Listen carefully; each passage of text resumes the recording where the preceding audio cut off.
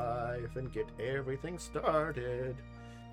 Hello everybody, greetings! Welcome to Fall of Avanswell. How's everybody doing today, this wonderful Wednesday evening? I hope it's going well and you're ready to jump in and enjoy some adventures, because we're going to be getting towards the finale here. Probably not a lot of sessions left, probably not a lot to do left, but we'll see how everything goes here for today's session, because it's going to be an interesting one, I think. Crashland! No.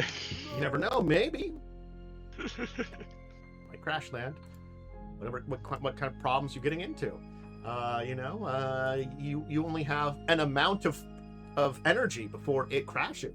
And you're crossing a massive, span of distance. Mountain range. Yeah. Hey, I'll use my mountain lore. It might come up. What, to survive a plane crash? Where's the best He's thinking part post-plane of crash. It's like where's after the we best crash. part of the mountain to crash on? So, which area of the mountain should we crash on? I don't think we should crash on any. No. I can figure this out. Where's the best place to land? Over there. Let's just smash down into it. Right that spot there. That'll work. Well, we don't want to end up, having to cannibalize each other. So. Yeah, we can eat Ixbanor first, I think. I was already thinking that. Ixbanor's the first to go. Yeah. I knew everyone was thinking that. I was gonna comment, I'm out of here. Ironically... Well, sorry, bud. Ironically, we'll cook you in your own cauldron.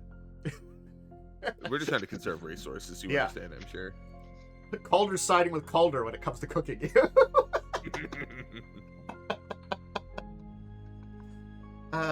Anyway. Yes, we need some D20 rolls. So, we might have... Oh my god. I might end up going first. All right, I think you Probably are will. first. Yeah, The question- you are first. The question I gave was an interesting one today because I felt if a person you considered a good friend betrays you, much later you encountered him again, they claimed they were forced into the betrayal, what do you do? So this is kind of like the setup of, get betrayed by a good friend, separate them for some time, they come back, they're like, nah, baby, it wasn't my fault. I was forced into this. Don't know why I put it that way. Yeah, a friend, no baby. Why you call me baby? Get it! Anyway, Joe, I'm going to turn things over to you as I've broken myself. Don't worry about it. Okay, baby. All right, baby. I turn it over to you. I'm Joe. I play Umbrin Wisespark, the Liminal Fetchling Animist. And for Umbrin, he'd probably graciously accept the apology, but just then walk away and not trust that person anymore. Because if they also, even if they're telling the truth and they got swayed once by someone to do something bad against me, who says they're not going to get swayed again? Well, that's actually a very mature and adult way. So I see Umbrin is at least in, when it comes to relationships, is the adult in the room.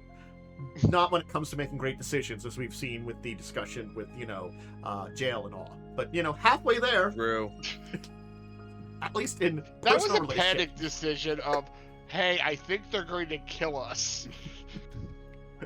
Personal relationships, thumbs up. Jail-based things, thumbs down.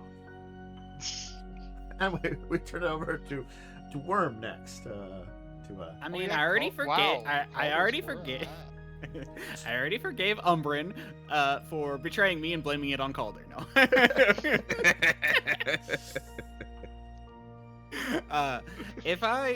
Well, honestly though, to answer more seriously, I forgot to do I'm Diamond Wyrm and I play Ixbanor, the awakened animal, Ferret, Sorcerer, Alchemist. If I would, similar to Umbrin, not really trust them. I would forgive them, but I would add in, paying them back by, playing illusion pranks on them.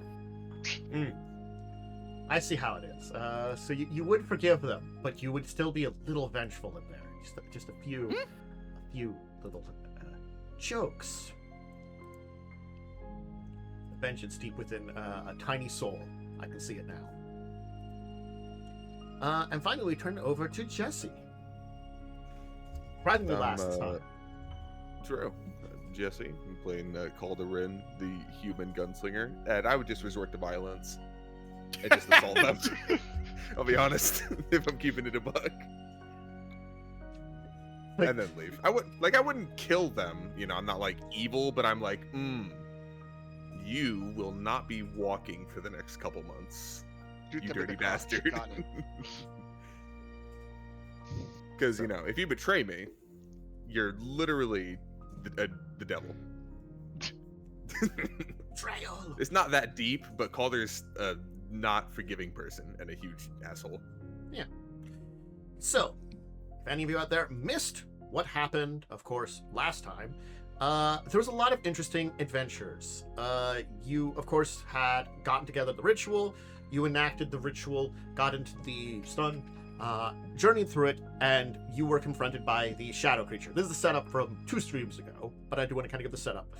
The shadow creature turned out to be kind of like an emissary, channeling the words of the Dread Lord, and had a conversation with you, and once again presented a deal with you, basically saying like, hey, this is an interesting direction you've gone with the information I gave you, but you've gone way too over your head. You're in danger now. You don't want to do this. Kind of giving a warning.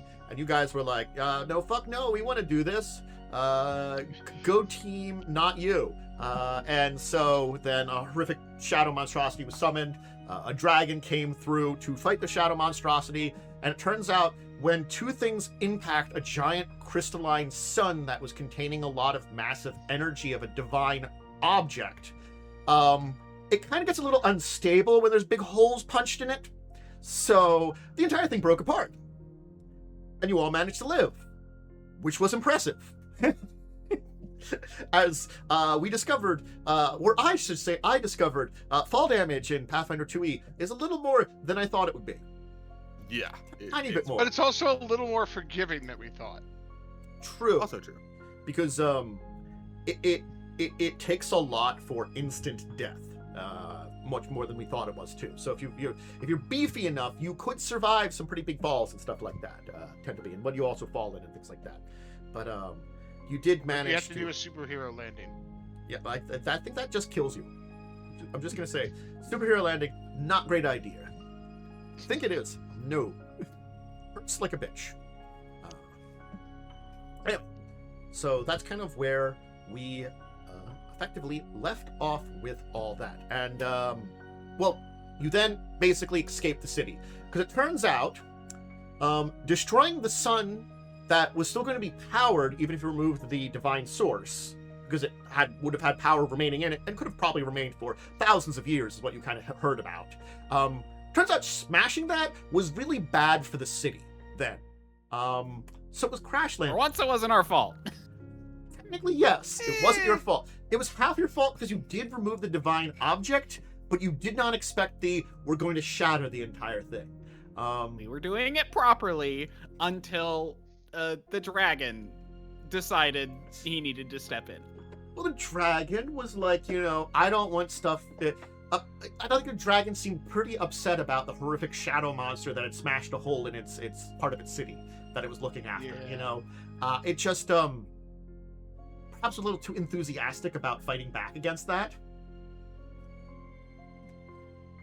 Also, it was an epic fight that was going on, which you do not know the results of. It was outside of your purview. Also, like, an artificial sun almost fell on you. You weren't really paying attention to that. So you got your way out of the city, and you're currently all shoved into this, dragonfly construct that you're all barely fitting into. I think it's pretty comfortable and roomy. You're in I just imagine them open like a glove compartment. You're like in a glove compartment living there with like a. No, he's in that candy dish before, like he was before. Well, it's a snack area that you can open up and carry like area. little like supplies of food and drink. It is a decent size for someone of Ixbanor's size. I can almost describe it as the size of a small animal cage. Now, yes, it's a little smaller than like what you would give a creature of Ixbanor's size, but it's like big enough that Ixbanor actually has some okay room. Not great room, but okay room. The rest of you, it's just unpleasant here, and days are passing by as you go through here. Is there anything anybody wants to do over the course of these days? Not that you really have great things to do here, because it's sucks in here. Yeah, I'm just gonna be reading. I'll probably, to help us out. Mm-hmm. Gotta go my spell prep because Mm-hmm. we technically did get to rest and I just didn't really do spells. Yep. We'll cast Wanderer's Guide. Mm.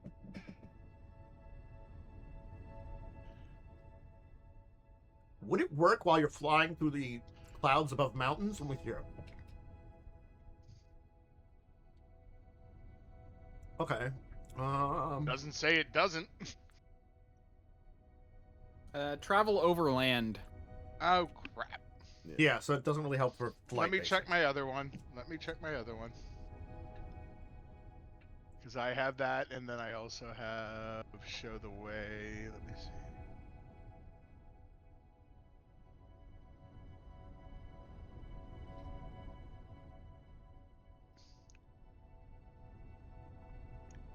No, that's Overland too. But the best way to describe it is like if you got 3 decent sized people in the backseat of a car, it can feel pretty tight in there. It's a little tighter than that. Maybe you got 4 people in the backseat of a car. Yeah. Not pleasant Someone's at all. on someone's lap at that point. Yeah, you're basically barely you're in each other's way. There's not really a place to like rest at all.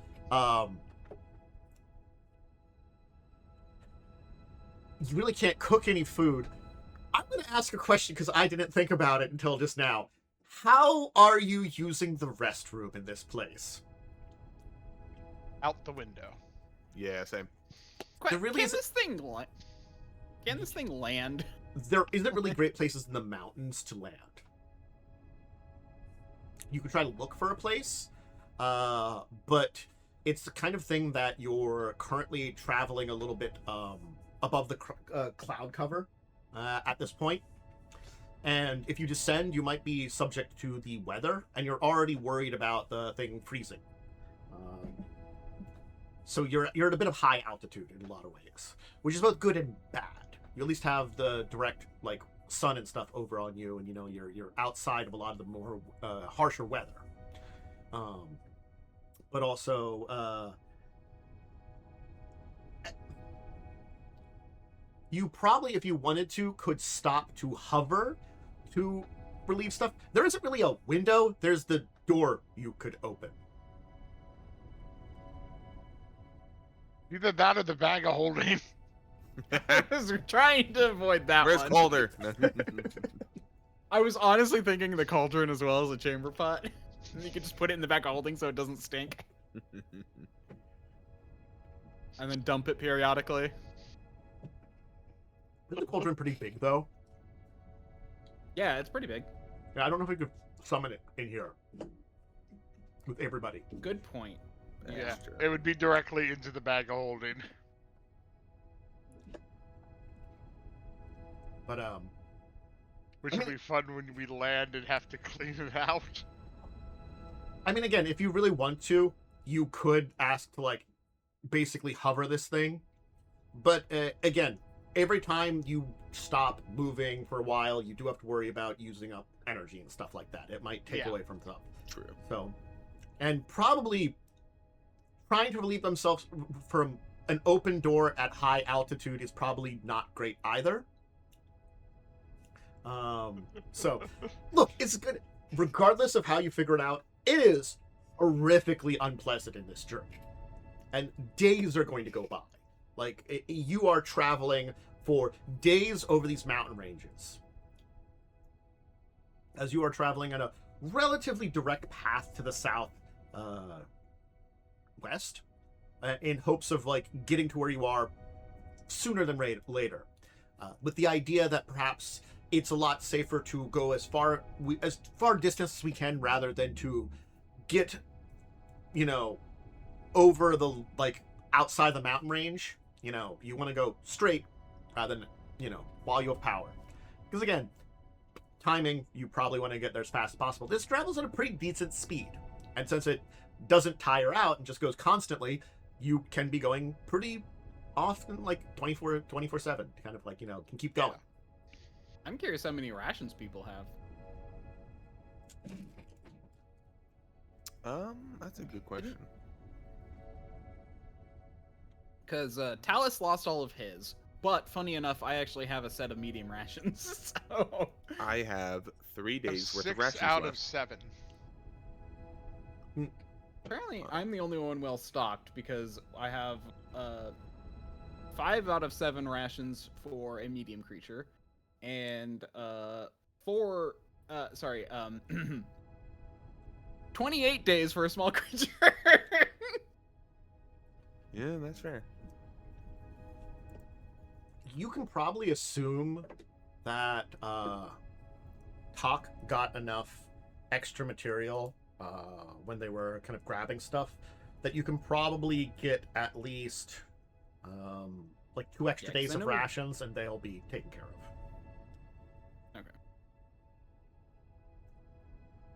To be fair, the reason I stockpiled so much of mine is because I'm not it's not just rations, I'm also an obligate carnivore, meaning I need meat. Yeah, that's true.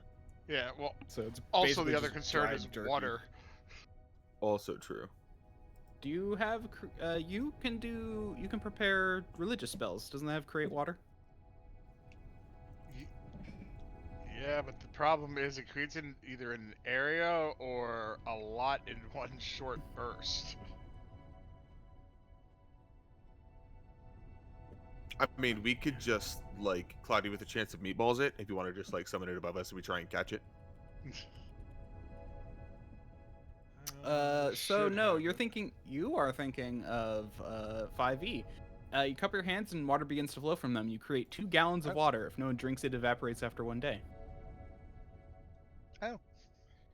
It's a lot nicer. Uh-huh. So you can 5e actually just like fuck catch you it guys, in things. water. Yeah. Okay.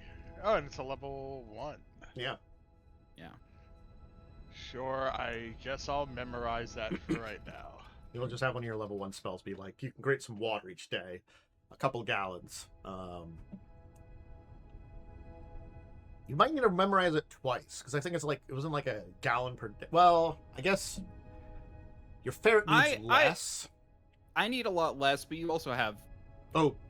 Well, Talk is not completely... She's partially organic. Well, Does Talk still need food and water? Yes. With her new kind of organicness, being kind of like, I'd say bioandroid, because she's not technically a cyborg, because that's, you know, becoming more robotic. She's basically a bioandroid at this point in time.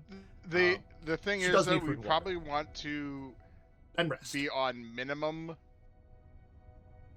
on eating and drinking anyway, so we don't have to use the toilet so often. That's fair. Kind of ration things. Half rations. I forget. I think there's a rule for like half rations. I'll look that up in the meantime, but we can continue on otherwise. All right. So about 3 days will pass, and it is honestly probably some of the worst 3 days any of you have had, except for your rodent friend who's in a small container, you know, basically in the side of the object here. But the other 4 of you, with Umbrin, you, and Talk taking turns for these honestly 12-hour shifts of controlling this thing. It is so tiring. 12 hours of literal driving. You honestly, I think you probably like switch out every couple of hours at this point in time, probably. And actually, then get some it sleep. might not be so great for the ferret. Sensitive sense of smell. Oh yeah, God. No, I technically, that would be bad. Even though mine is technically worse because I didn't pick up that feature. I say I killed my sense of smell with alchemy. Mm-hmm. Toxic chemical burning my nostrils. But yeah, still wouldn't be pleasant. you've reached this kind of third day, and as talk is flying and kind of like Umbrin, you're kind of adjusting through here because again, like you all kind of have your spots that you're kind of sticking into. Talas has kind of been in the back, kind of just like anchoring the entire thing. Just he hasn't really moved at all, and really it's been like Umbrin, you've kind of adjusted yourself around Calder as much as possible, kind of like getting spaces kind of in the middle. With Talk kind of like rotating with the three of you, kind of like they're kind of maintaining control of everything. Talk kind of will like kind of say to you, I think we have to try to find a place to land. I've been feeling a little sluggish and everything. I think we're beginning to ice up or something. I don't know if there's a great place here, but maybe if we can see something, we can see some kind of place to at least enact some kind of clean or repair. I can try to look out the window and give a perception, or I can give. I cast Scout Eye. What is that? No, that's fair. Scouting Eye. That spell. I also have a really good survival. If you want me to make a survival check to. Sure, survival check would probably help. Like spot. Mm-hmm. There we go.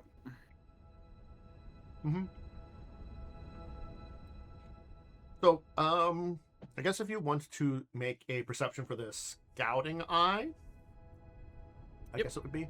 I assume basically what's going to be happening is like Ixbanor will send out his eye, kind of as like probably Talk's slowing down, the flying anyway to kind of like a minimum speed anyway. As you're kind of like looking around and pointing out stuff that your eye sees, and then like Umbrin, you're kind of like looking at it and trying to analyze it. Be like, is that a good place to land? And you can be like, no, that's not a great place. How about that one over there? That might be good. Okay. So you want me to use my survival then, right? Yeah, go ahead, survival. 33 is a good check. All right. Oh, Jesus Christ. That's... Good old 3.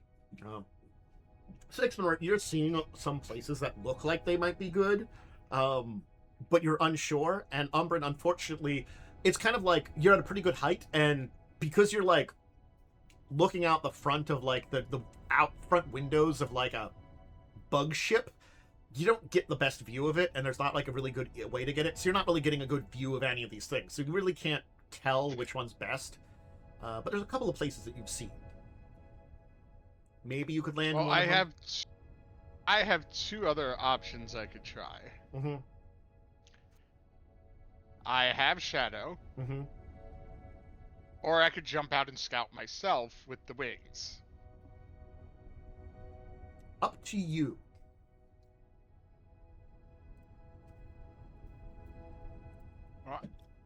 I'm gonna say, I'll be right. I will signal to you to a safe place. Mm.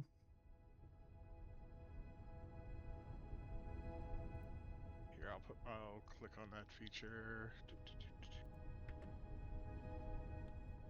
The funny part is it's called Fly on Shadowed Wings.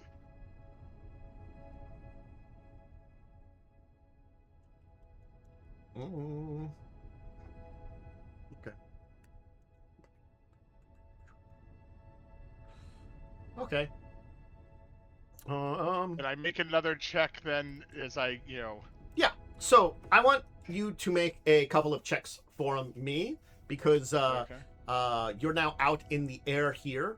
So I'm going to tell you it is awfully cold out here. But I'm also going to need you to give me a fortitude save because the air is also incredibly thin.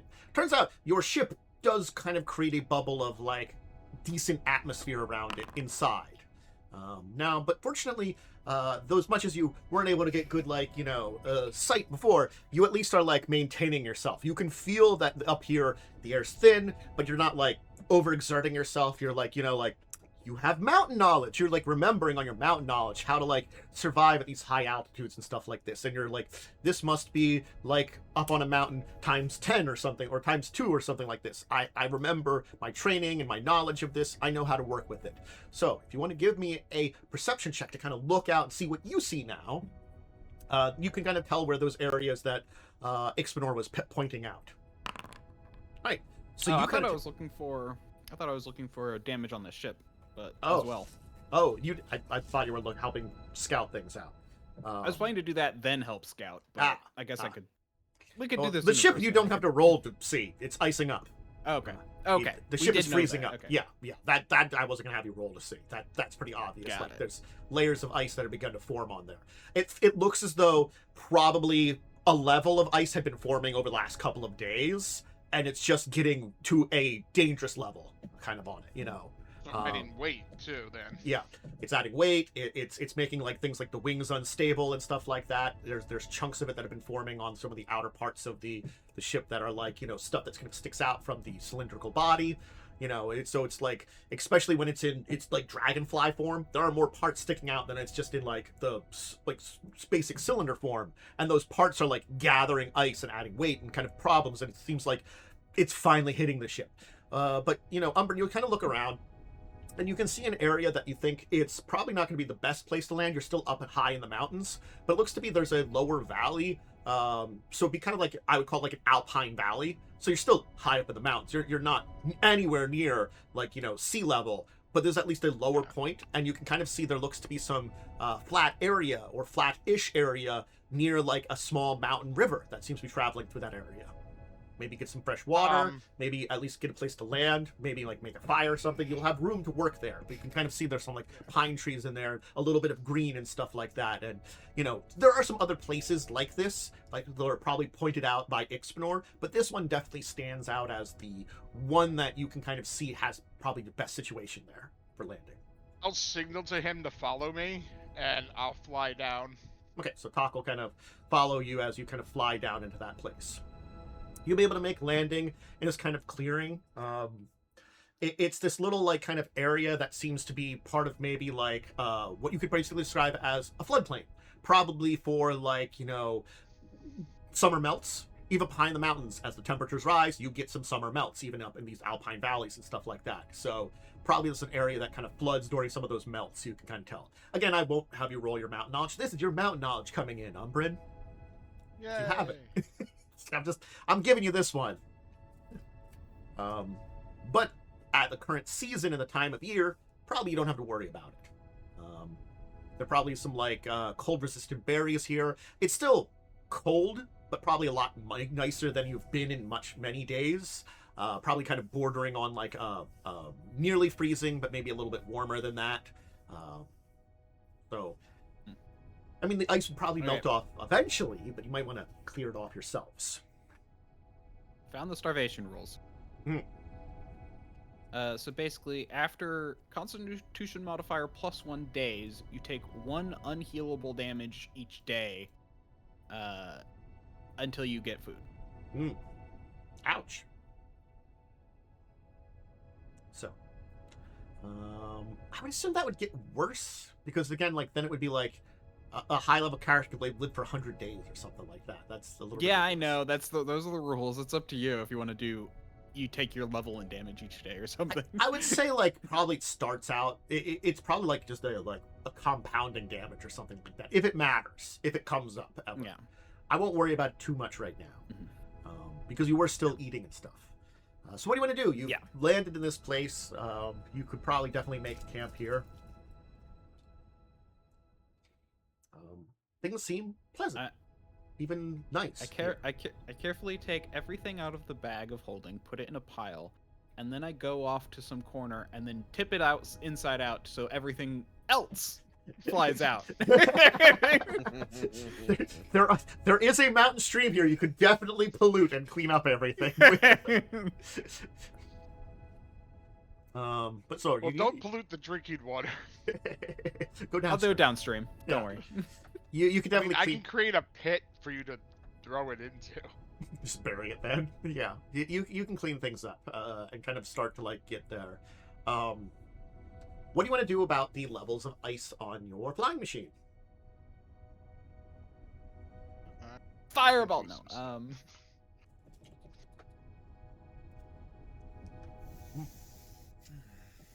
I mean, like I do have fire spells, so I can like de-ice. Be on de-icing duty by carefully casting fire spells.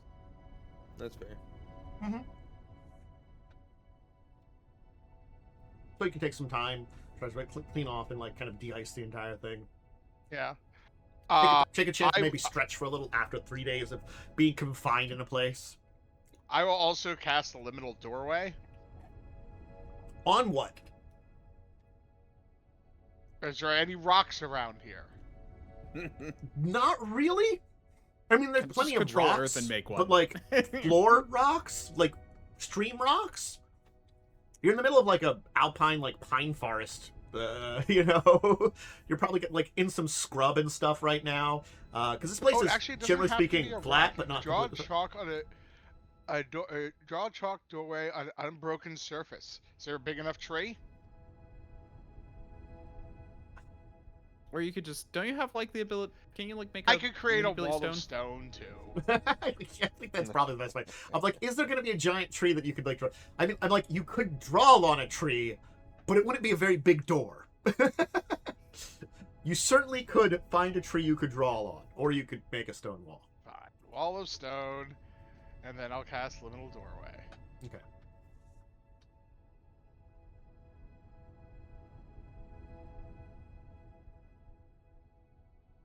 Okay. So you're all gonna rest in the small room then? Yeah, I Yeah. mean, I figure overnight that's probably the better thing to do. That way we're not going to freeze our asses out at here.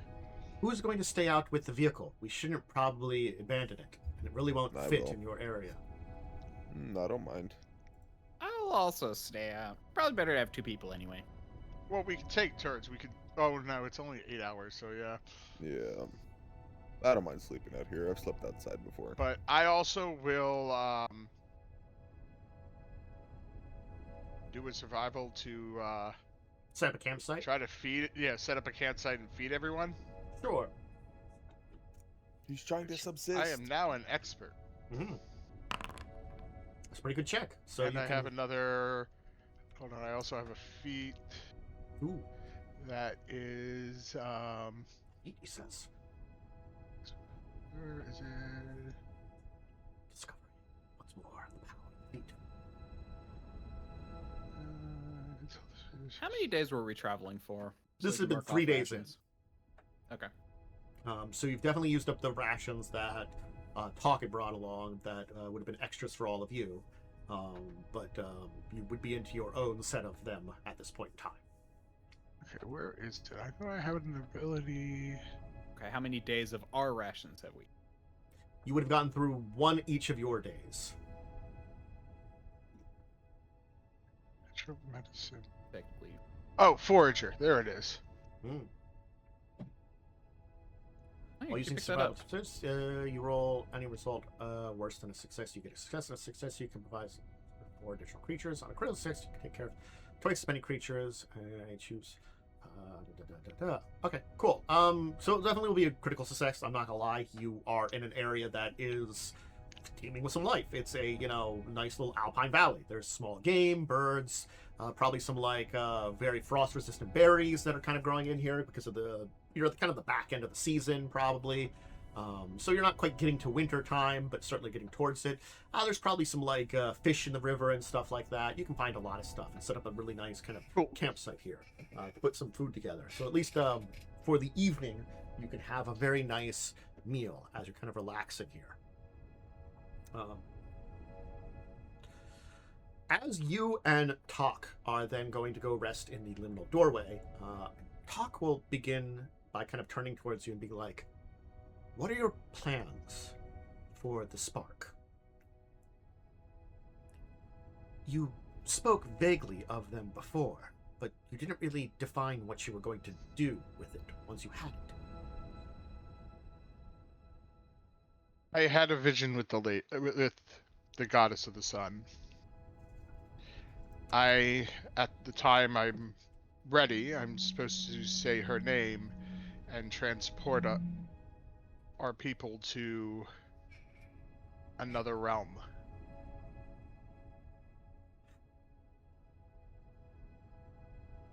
To leave this place completely. I don't know if that would necessarily work.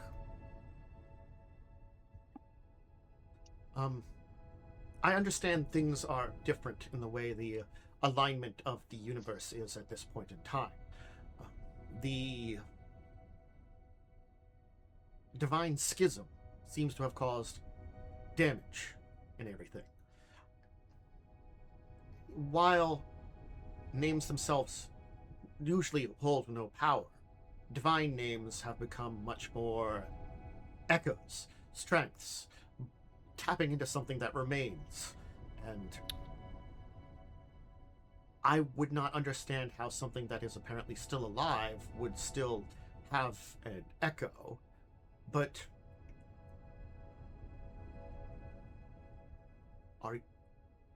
it seems strange to me, is all I'm saying. I think it's an essence of her that was kind of left behind, just like how our enemy has tapped into the essence of Earth.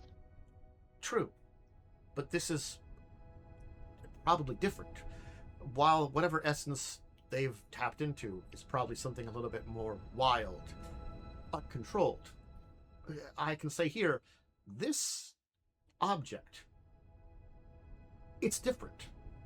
This was a gift. This is a solidified piece of divinity, a artifact of power that is composed of the elements of our goddess. While it still holds the connection with her, I'm sure, I'm unsure if I'm unsure if it would work, is all I'm saying. I don't know if there's something more to do. These are the instructions that I was given. I'm going by that. If I recall, wasn't it we'll call out and something will come to help us? Like something will come to take us away? Not necessarily the goddess? Let me go back through. It's been a while since I read that section. Mm-hmm. Mm-hmm.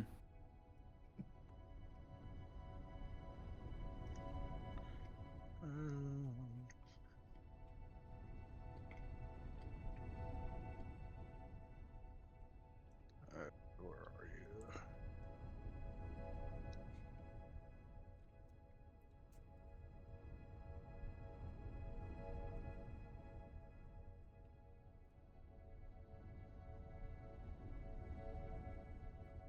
Darkness.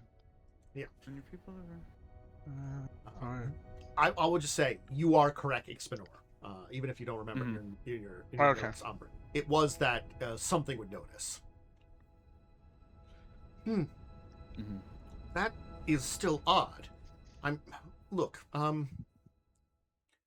when the old gods fell, when sun and earth left this land, they should have been gone forever. Yes, it's another reason that their names were kind of relegated to not being used as much, while still we that serve them could perhaps, and out of respect I choose not to use said name.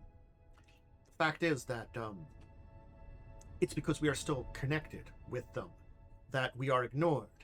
But even if the new gods are gone or dead, their servants still remain, and they would remember, even not intrinsically remember, they would understand if said name was said. Many powerful beings probably would. Certainly speaking, that would be a way to grab attention with you, who should not be able to speak that name and should not know that name, basically kind of go outside the natural order of the universe and say it. Why do you need the eye? This core of divinity, flame. You told us to find. Honestly, that was not made clear to us now that you bring it up. It's supposed to do something in related to it. If I recall, based on what Umbrin because I recorded the notes, but I'm assuming you told us kind of some of what happened in that dream thing. Yeah. There was something about the power using like us mortals using the power, and it will cost us a lot, probably our lives, or at least the person's life that uses it. So maybe we're gonna have to. It's supposed to call in the Dreadlord as well. Maybe we have to use the power to hold off the Dreadlord until the other entity can come and help. What?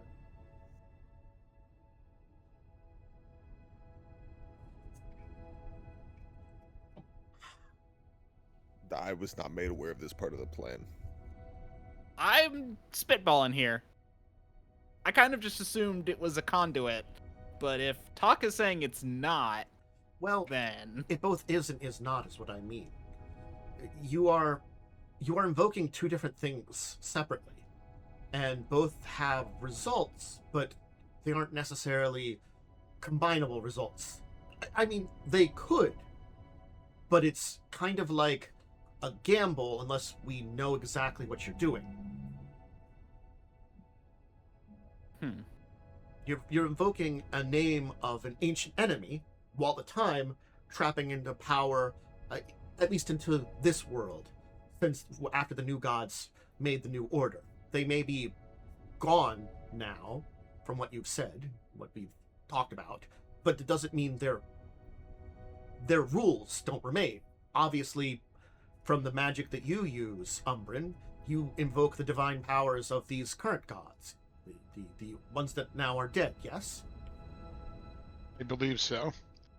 Well, that means there isn't really a true god in charge of this plane of existence, this realm. Not that we understand one as. Which begs to ask the question, who's in charge then also? I don't know. There's a lot of questions I have about this. Dreadlord claimed, when he talked to us last, claimed to be a god. well, he said he has the power of a god, and it drove him mad. Yeah, but I think he's full of shit, so.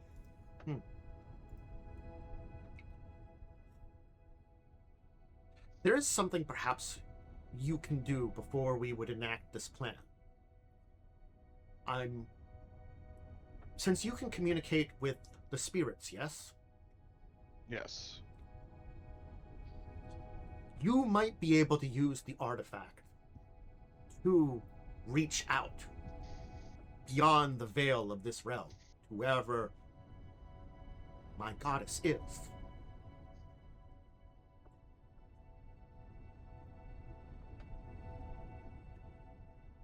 I could try.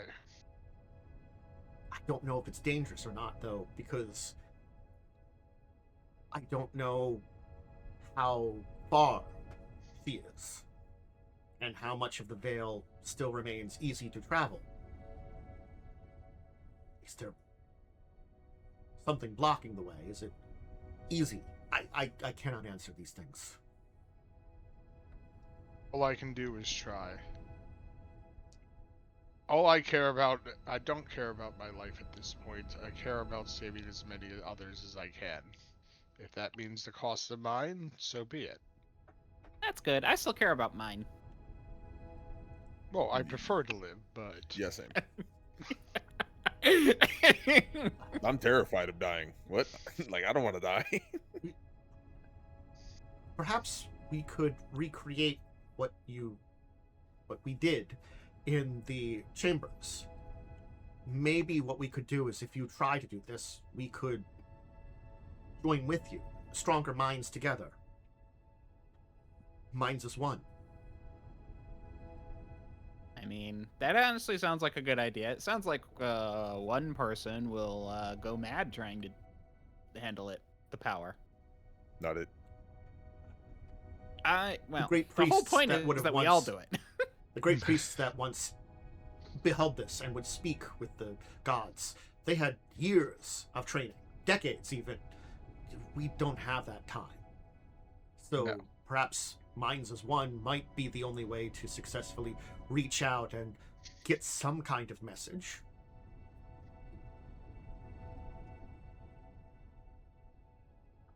I'm willing to try it.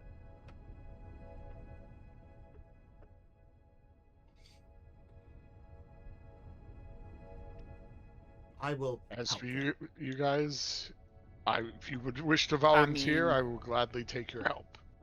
I mean, since we're doing risk mitigation, I am down to help. Talas will kind of give a nod. As everyone looks at Calder. Yeah, I guess we came this far. Might as well. It would kind of suck to see you guys die or go mad.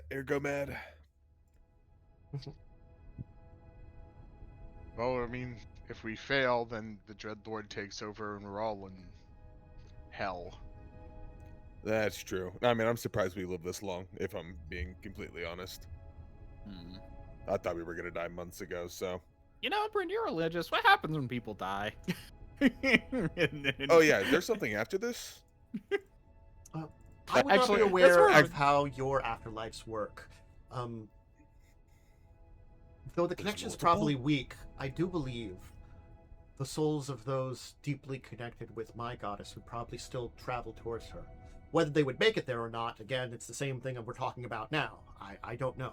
Perhaps powerful souls of those descended from the sky people could still go, and the earth people are all gone, so I don't think it worries for them. But yes, with your current pantheon deceased, I don't know.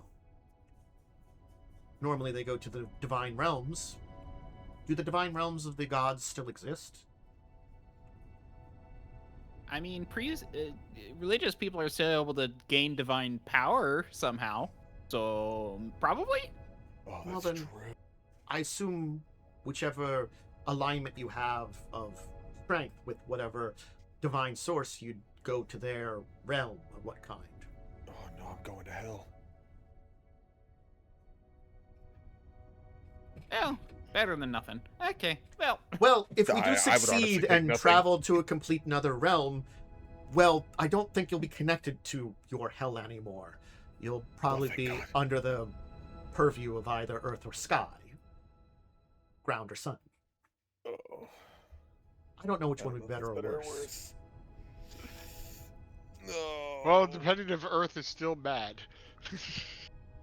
No, we're all going to hell. I'm going to the skies, so that's heaven.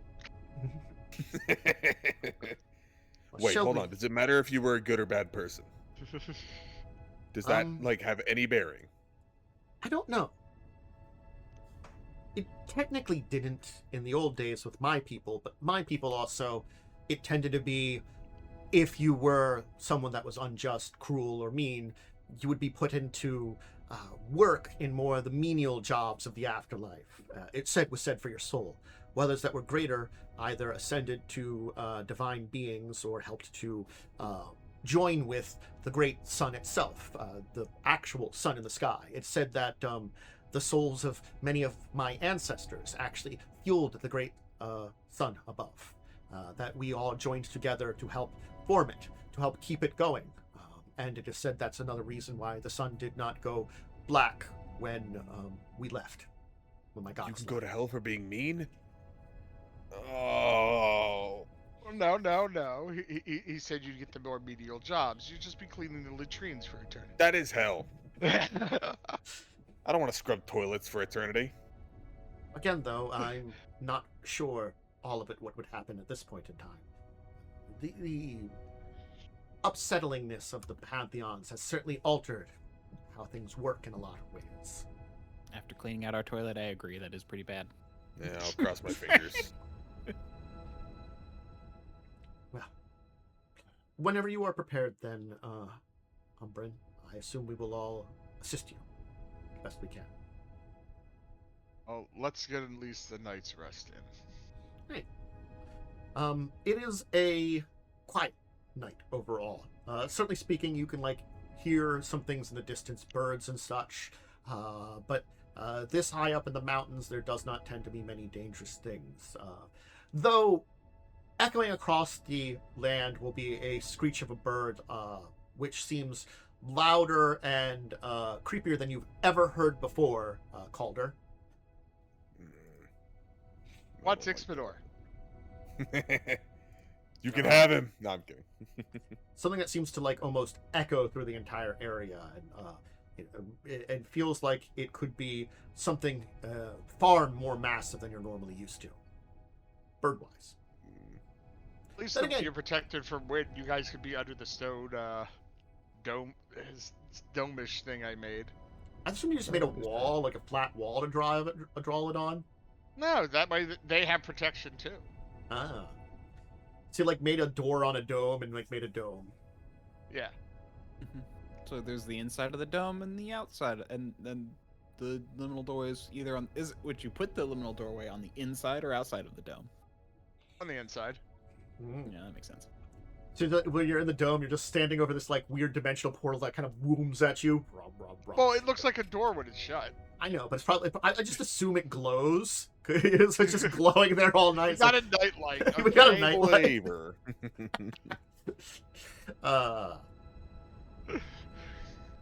Stick my head out. How you guys doing? Oh, God, I just got some sleep. But no, you can look after everything, and the night shall pass, and the morning will come.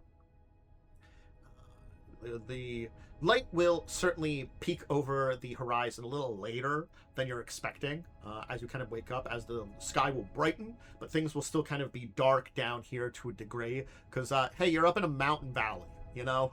It takes a while for the sun to get above the gigantic mountains blocking the way.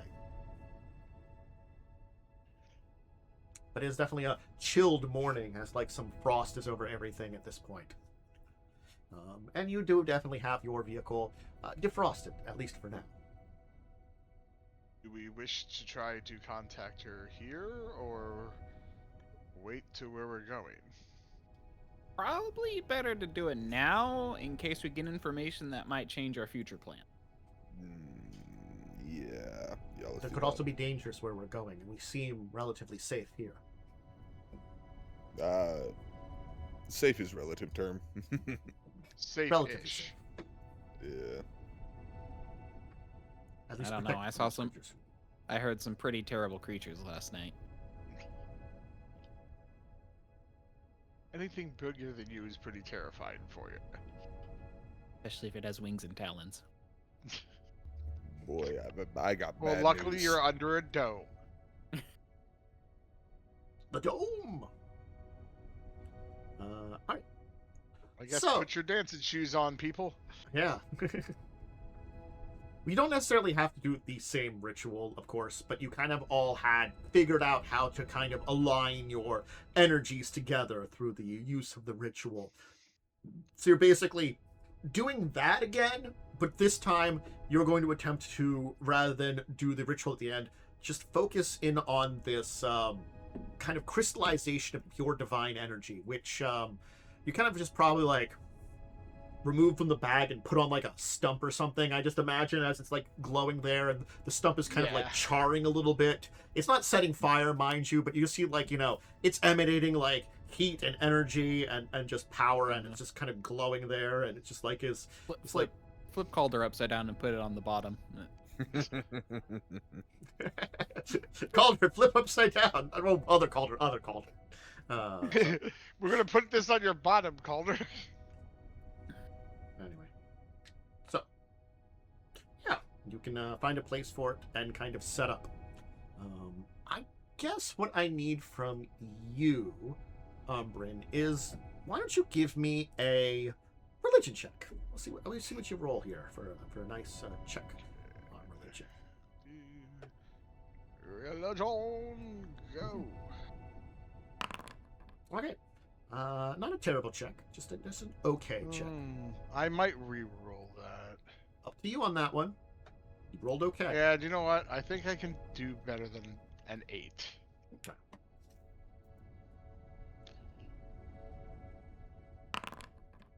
That is indeed That is much better than a an 8. lot Yes. better. Yeah, right there. Let me just see here. It was almost a 1. All right. So, you will kind of like feel yourself kind of, I'll say like just open up your mind to the power that is there in many ways.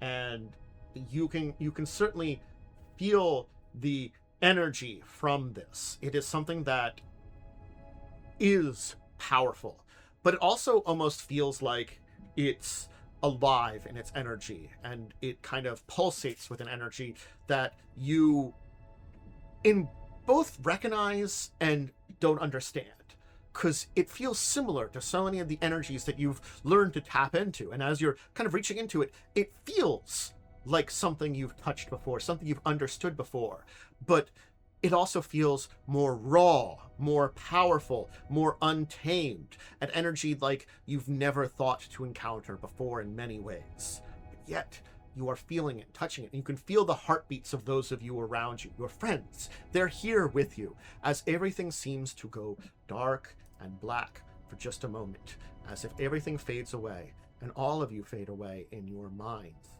until there's seemingly nothing there, except the quiet. The quiet. And then there's something in the distance, a light, something that seems to crackle and flame, something that approaches. And everything kind of goes bright for a second. All of you see this brightness. And you will find yourself standing around in a strange location.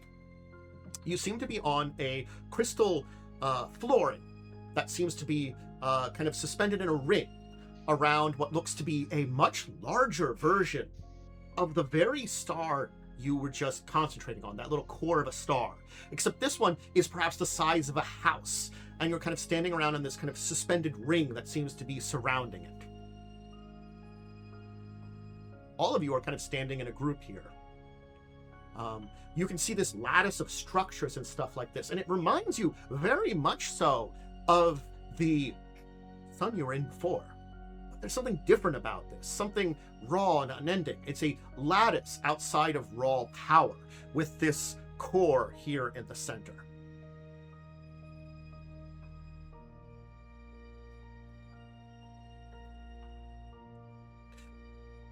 Forgiveness.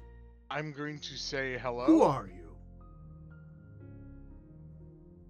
I am Wisespark.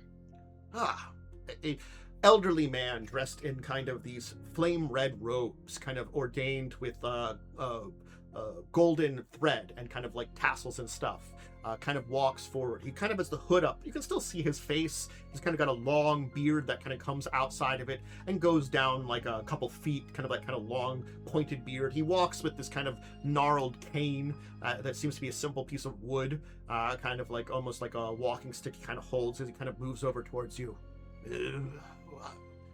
Wisespark. Interesting name. How did you get here? By focusing on a divine sphere Arc. thing. As he kind of like puts his hands up and kind of moves it in front of you, you kind of look up and see this man, his eyes are completely white. Strange. I do not think you are here, but you are here. A very strange thing indeed. I think at least our minds are here. Ah, little trip, you say? Well, welcome. I would get you some tea or crackers, but I have not had some in many thousands of years. The offer is appreciated, though. Also, I do not think if you are here in mind and spirit, I could offer thee, though. I don't believe you would eat. Well, I now, doubt so. you found a what now? Divine something, rather? A little sun thing, about the size of me, maybe a little bigger. It looks much like the object behind you, but smaller. Fascinating. Interesting. Very strange. Well, why? To seek We seek information. guidance.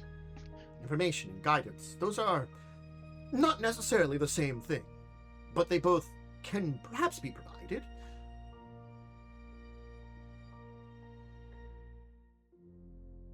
I had a vision of the goddess of the sun. Ah, a vision, you say, of the sun itself. She spoke to me. Okay. Our world is basically dying. There is a great enemy corrupting it.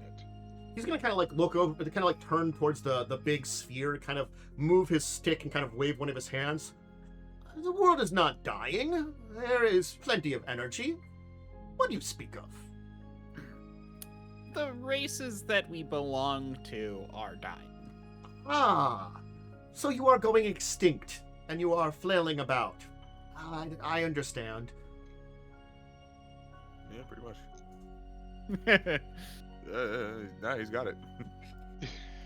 Well, I cannot say I cannot help you in your flailing.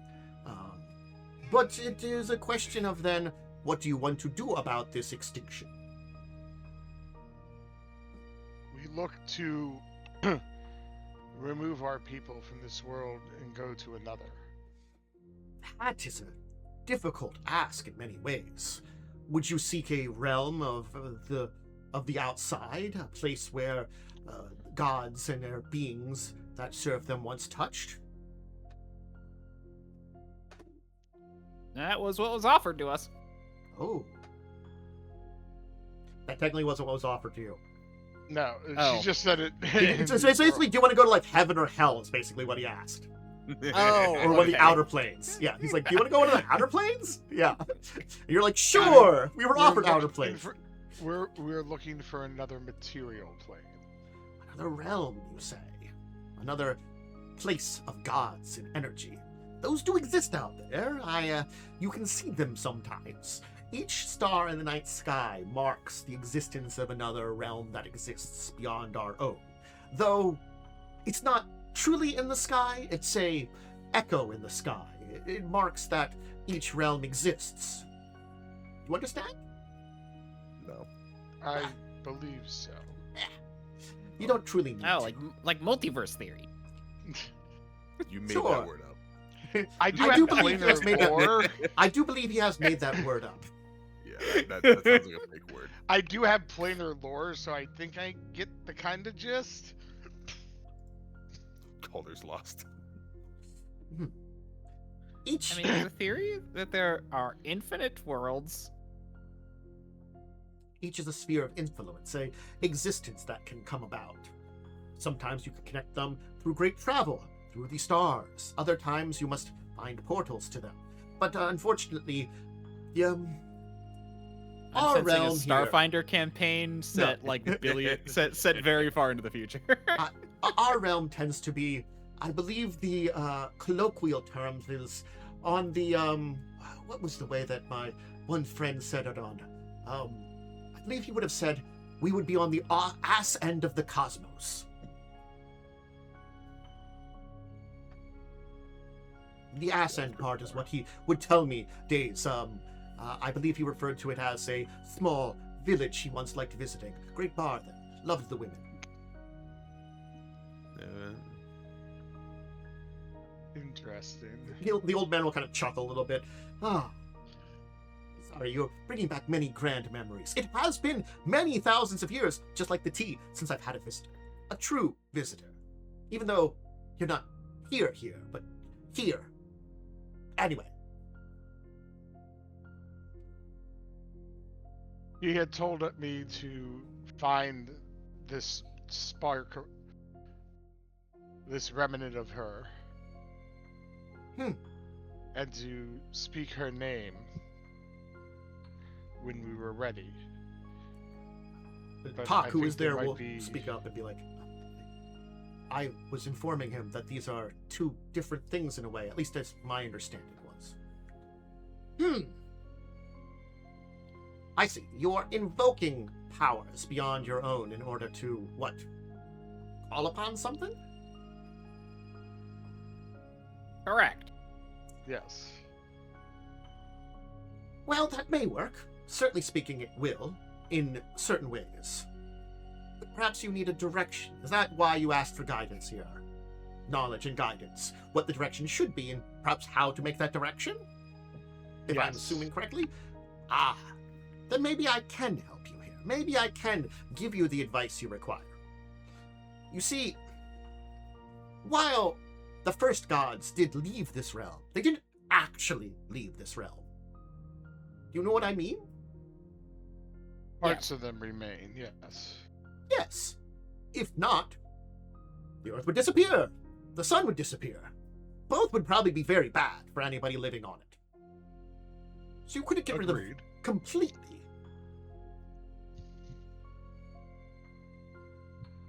That's the first thing that you must realize.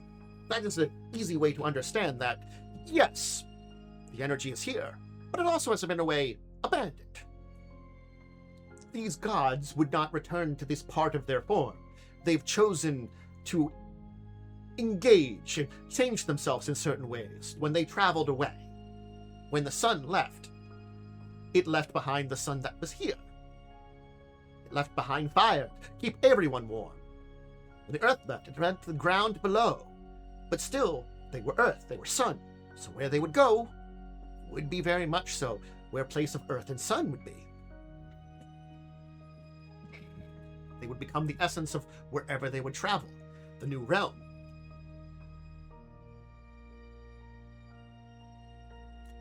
So, certainly saying the name will invoke spirits, will invoke knowledge.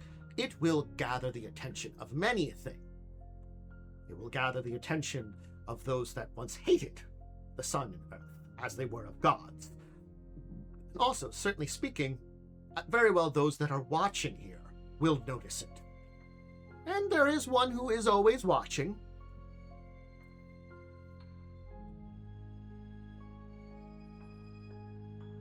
He never let go of his eyes. Who's always watching? Oh, I was going to say that. you're not sure, are you? You don't know. Is No, it that's the what Earth we're God? asking. Yes. He never really did let go of this place completely. I guess it's the, anger he felt. The hatred. A rage that was all-consuming at the time. Drove you nearly to madness. Or perhaps a mad god indeed. Not sure on that one. But there's always an eye watching, always a little bit of a view. Perhaps the sun goddess assumes that he would take notice. That was the implication, yes. You know, you aren't the first people also to be threatened with death. Not on this plane of existence.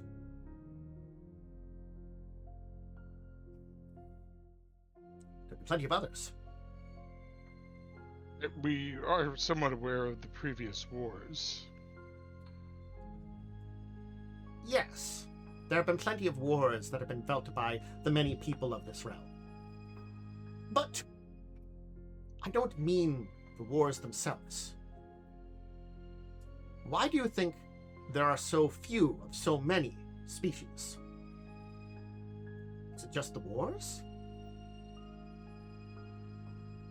We know some fled with the goddess. Only 2 went with the goddess to begin with. Kind of assumed that others might have gone with their deities when the other deities left. At least the deities that weren't killed. No. When the gods of this realm died in their grand war, well, it did not result in them just disappearing in that manner. Not the way you would think they were.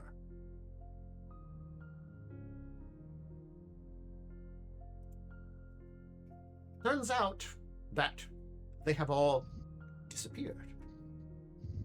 Some essence of these people remain behind, but much of their core, the essence of their species, disappears. Why do you think there are plenty of species that their numbers never grow to mention great amounts? Their population, though in places that they should flourish, always remain the same. Only species like the humans, seemed to be able to adapt to this new world and spread, much to the chagrin of other species. Others held on. Perhaps their essences did not disappear. But there were others that you could point out and say, why have they disappeared into myth? Why have they gone?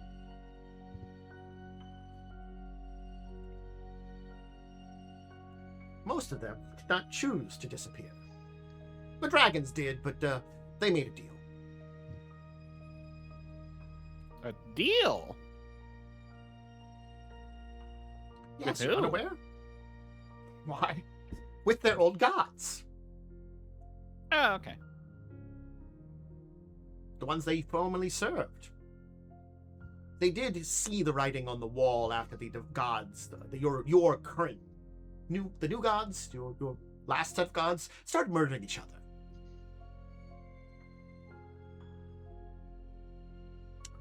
Didn't want to be part of this place anymore.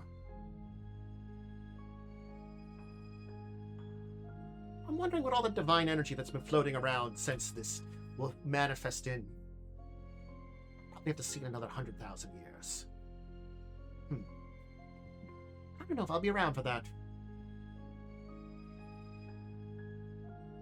Anyway, what I'm saying is, certainly speaking, I think your idea is a sound one in many ways, but I can see why now the sun itself asked for a fraction of it.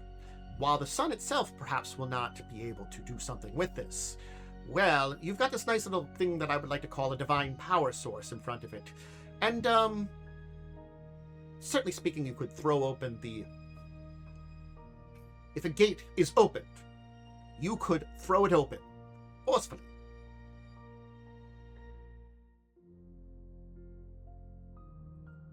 That's what you want to do. So this will be the power source for the gate for whoever comes to take us away. Yes and no. Someone will come. Something will come. Perhaps it's Earth. Perhaps it's something that was Earth. Perhaps it's something related to it. As I said, its eye is on our realm, and it will probably take a look when it comes to see what is happening. You could throw open that gateway, that little portal, that little tunnel to its realm with this. Of course, it will probably explode and do a lot of horrible things. I do not think that power is meant for mortal hands, or not to be contained and used in that certain way. I don't think you have the time, perhaps I would say, for your goals to figure out a way to not use it for this property, is what I mean. It would perhaps take generations of your time to adapt a device, a core, an artifact meant for something else entirely to this. So it's a little dangerous.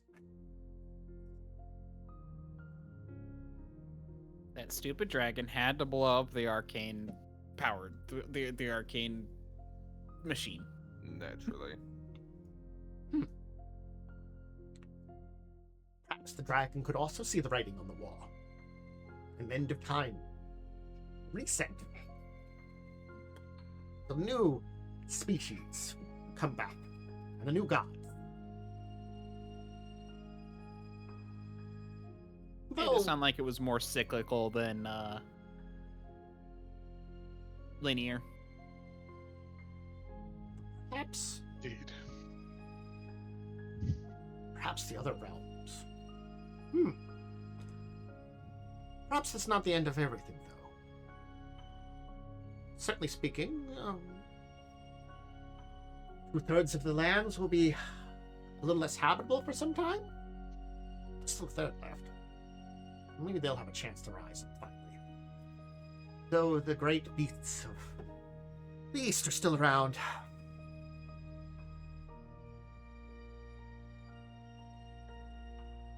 There's a reason no one ever went that direction.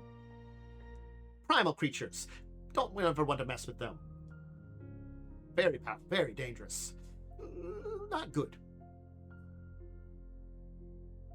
Civilization didn't build that way for various reasons, and the gods didn't want to touch it. Keep it away for 10-foot pole. Just poke it over there. You go over there. perfect primal beasts of energies of nature itself.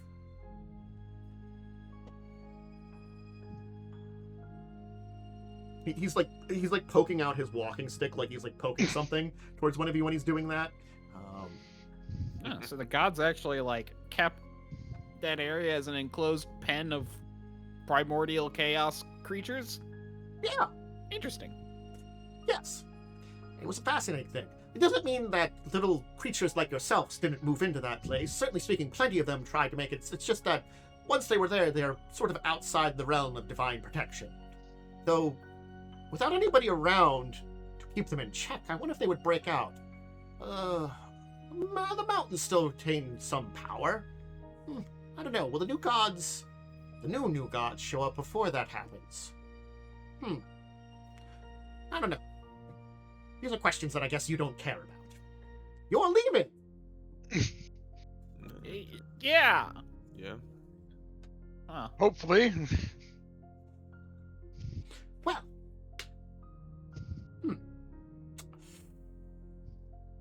So, I'm going to admit here, there is a problem with the plan I've outlined for you, the suggestion about all this.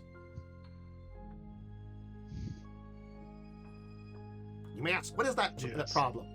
Well, your divine source, you're going to have to figure out a way to use it to do the thing I mentioned. And you're going to have to do it at the right time. Fact is, just mentioning a name probably won't be enough. You're probably going to have to invoke some power while mentioning that name. Now, I don't know if you're going to use the power of your little piece of divine artifacthood or some other magical source. There are a few others.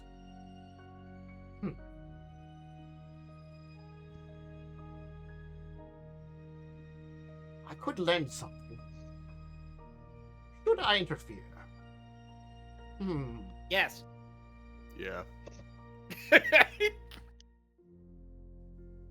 I would beseech you to help us. I mean, I could, certainly speaking, but I'm considering it. Normally I leave outside the, bastion of such things. Fascinating that you found your way here when you invoked your little solar chunk. But then again, I guess I do have this thing here, the most related thing that exists. Close thing, too. Makes sense. I can... Is there something we could do for you? I don't think so. I mean, don't leave a mess when you leave? I don't think we could if we wanted to. I don't know that. I don't know how spiritual soul mind stuff can do. Maybe you'll leave a gunk trail when you leave or something like that. Don't gunk up the place. We will do our best not to. Well, fine.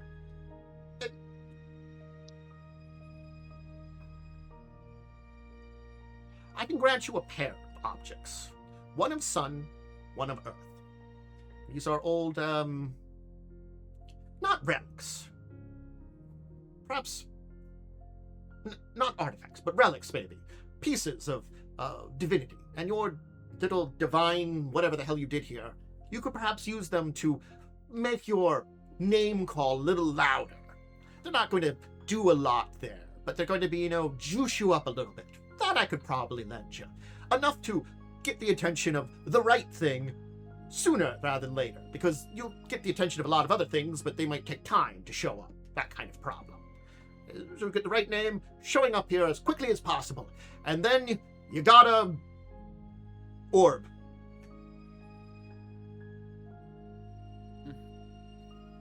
Okay. Okay.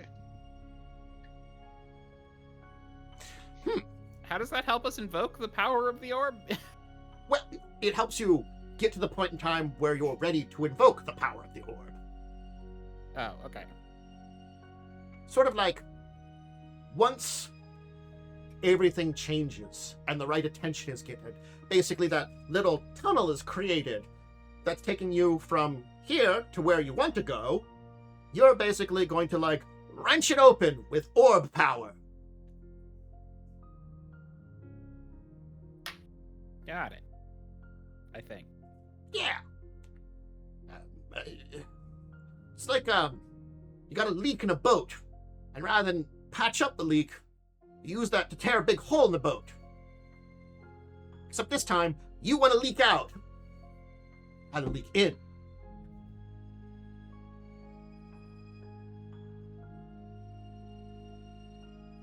Leak out of our world and into another. Yeah.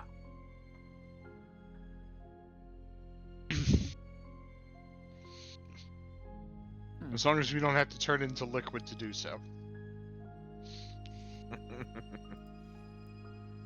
I'm gonna be honest, I don't know if you're going to change into a liquid. You might while traveling between realms. You'll probably change back when you get back. But, it's a little farther than normally I've understood traveling, so weird things might happen. I'd say you have to let me know what it means to become a liquid, but I don't think you'll be around to tell me. Ooh, spaghettification.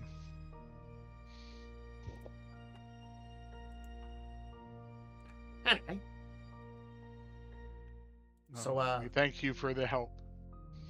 yeah, that'd probably be everything. Probably.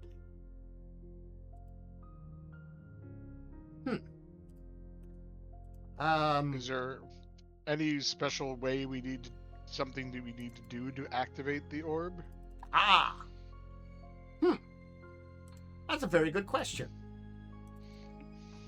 So, what'd you do to get here?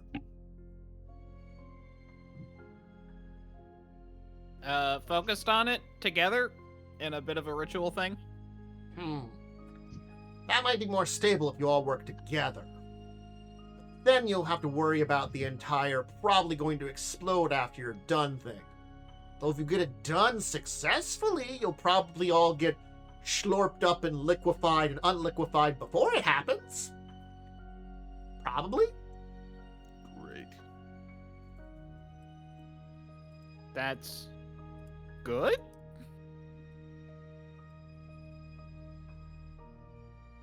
Oh, mean, I'm just guessing.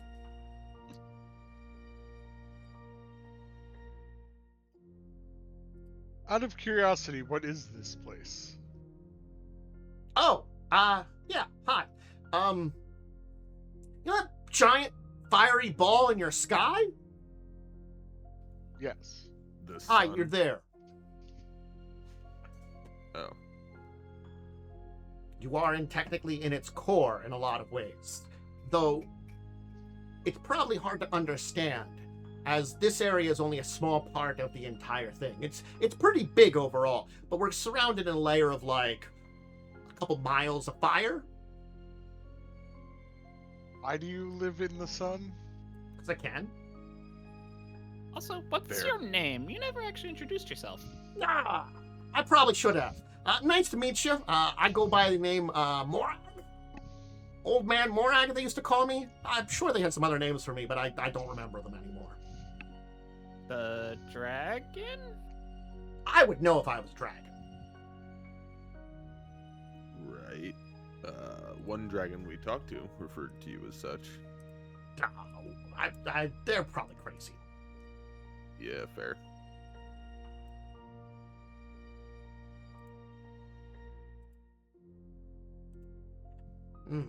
Anyway, hopefully that'll work for you. Good luck on that one. Well, thank you for your help again. Yes. Sure. Thank you, Morag. Just, well, you'll be fine. Probably. Oh, You're gonna add something. I just thought of, a place you could probably go. Might be a good idea. How would you get there? We currently have use of a flying machine. No. Flying ain't gonna get you there.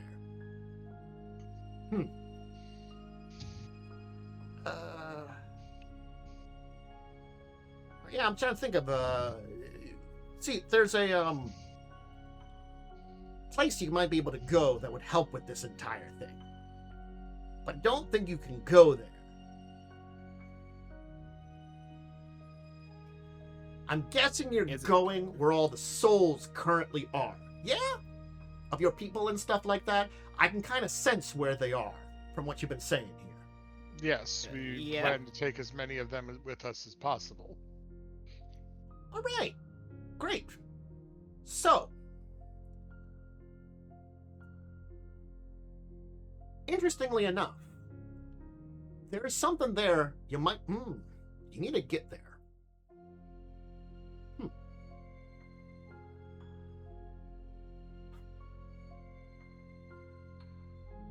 Well... It wouldn't be that temple, would it? No. Not that one. Or that one. Or that one. Oh, maybe you'll find out about it. I don't know if you can, but could you pull out the map? Maybe he could point us? Yeah. Map. Oh, God. He's gonna put his hand to his head for a second, and then kind of hold out his staff and kind of wing it around, and then just thwap it down, hitting the map that's being projected through a illusion at some place, and be like, around there. You're pretty sure that's kind of where you were going anyway. You're not exactly sure, but that feels like the general area where the castle that you were heading to, the areas where Egwin Castle are. Yes. Yeah. I love Control F.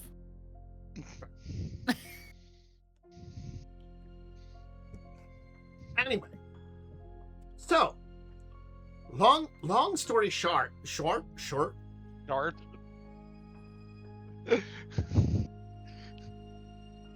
You might be more successful than I thought you were going to be. That's a good spot to do all this stuff in. 2 reasons.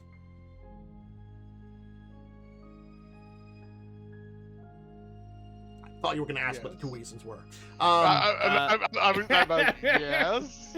What? I was like, 2 reasons. Continue. And those are? There's some old ruins under that area. 2 old ruins, to be fact. And what are these ruins? Well, 1 to earth, 1 to fire. They're ancient, even as it came for the people of the sky and the people of the ground. These were ruins for them at the heyday of their time. So we're talking real ancient. But might hold some powers left over from them, as they are so ancient. Wouldn't be the kind of powers you'd really need, but it might be something that could help. Especially since I gave you these 2 things, which are these, there's these really simple statuettes with these kind of one is made of what looks to be a green jade, the other seems to be made of a red, almost opal, and they both are these kind of looks like these kind of crescent shapes that kind of curve over into these kind of spheres that have kind of etchings on them. One that makes it look like the etching on the jade one looks almost like a crystal in the kind of sphere that kind of this kind of almost cusp is over, and the other one kind of looks like it's a small ball of fire or something. I don't think you can get into them, but you might be able to kind of summon up some power from them, kind of using these.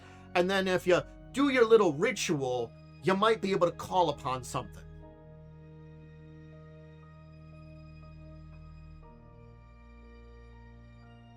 You're gonna have to find the deepest area of that place, though. Closest to them. And I think if you did your little dance, little shaking down, you might be able to call upon something there. Saving the world with the hokey pokey. Well, I don't know what you That's did to what get it's all here. about. You got rituals or mind jinking bobbing.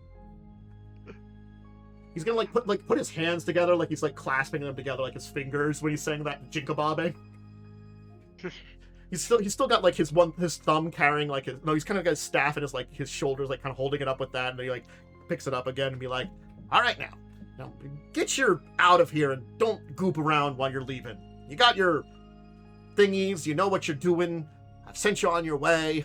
Just you to do it. If you're successful, great. If not, well, you'll probably blow up and kill everybody that you love, and it won't be my problem either way.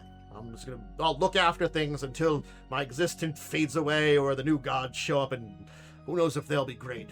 See if we're round 3 now? I think round 3 now is better than the first couple of rounds. They always say, 3rd time's the charm. Well, thank you for your assistance. Sure. I guess I'll try to will us back. Give me a second. Same. Let me just he's gonna say he's gonna kind of walk away for a second, come back, and he's got a broom. And he's just kind of like broom at you. Get. As he moves the broom, you like feel like yourself being pushed away, like into darkness again. It's not really touching you. It's just like it's not even touching you. It's just like the act of him sweeping you just kind of like feels like it's pushing towards you.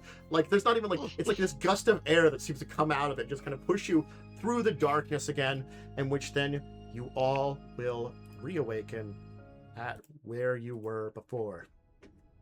Well, that was quite silly. I take offense to that. I don't like being treated like a vermin. You might have heard like maybe like there's an echo of like as you were leaving. Gosh darn, you did goop. Maybe it's because you swept at us. So next to the orb, there are these 2 statuettes with you.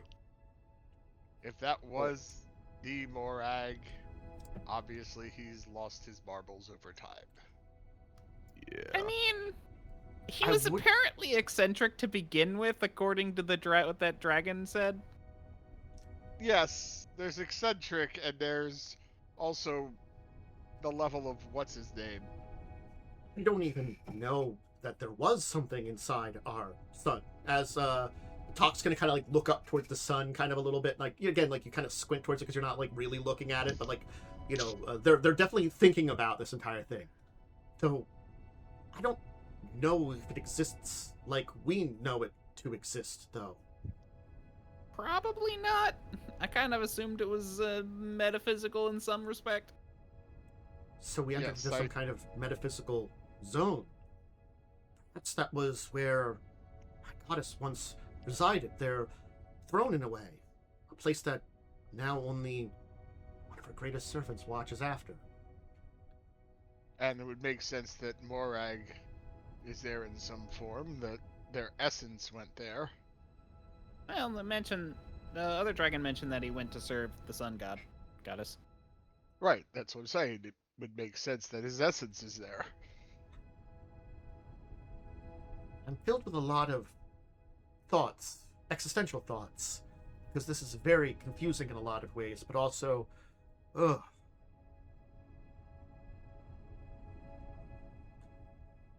Well, I guess we have to find our way to this castle and find its lowest point? I believe so. Correct. Yep. Will they be friendly? Doubt it. Probably not as much as... well, you gotta remember, that's where everyone was fleeing, and the elites fled there first, and they're probably gonna keep the peasants out, so we're gonna have to probably find a way to get them in. Usually wherever we go, we just resort to violence. Well, I resort to violence a lot. Didn't we leave word with our refugees to start heading there? Did we? Yes. Yeah, we did. So they might have gotten there first. Talas will kind of chime in and be like, it seemed like the people in charge were trying to send them south. I don't know how many of our refugees listened to them, which didn't listen to us. Some of them probably went along with the plan that we'd given them, but not all of them. It's unlikely we got a lot. if we're being Hopefully- realistic. Hopefully some did. Hopefully enough to maintain species, to maintain genetic viability. How many do you What's need for that again? genetics? Isn't it like upwards of 70? I mean, so I think it's like so to be on the safe side, I think it's like 600, but I think like 150 is like the bare minimum. You can technically go lower than that, but usually there's a lot of genetic issues which may or may not ever go away. Yeah, at that point you basically have a very locked in genome, which makes it very hard. Which will, make it very difficult. It makes it I harder mean- for you to adapt to problems because there's a lot of genes you would have lost that could have been good for that. Yeah. I mean, realistically, if we're being careful, you should only really need like 50 to avoid short-term inbreeding depression, but like Long-term 500 is the for problem. long-term evolutionary potential. Yeah. Anyway, Like- we don't understand any of that. Yeah, if we got like 80 to 160, I think we'll be okay.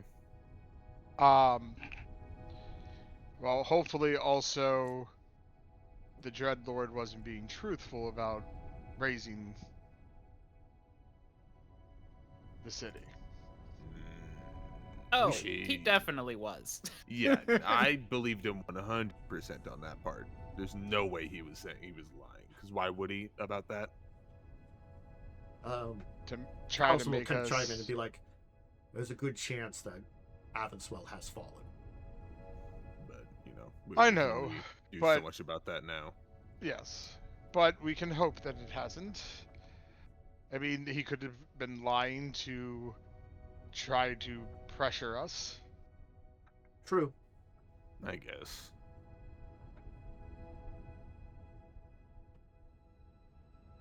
Shall we continue our But- this talk will speak up? yes. Shall we continue our We- journey at this point in time? Yes, It the seems as sooner we though get there there, is- the better. Yes, sometime. Ship seems in good order. I think we can maybe go for 3 or 4 more days before we'll have to worry about a power source. We might be close enough then. Oh, let's hope we are. Right. Yeah.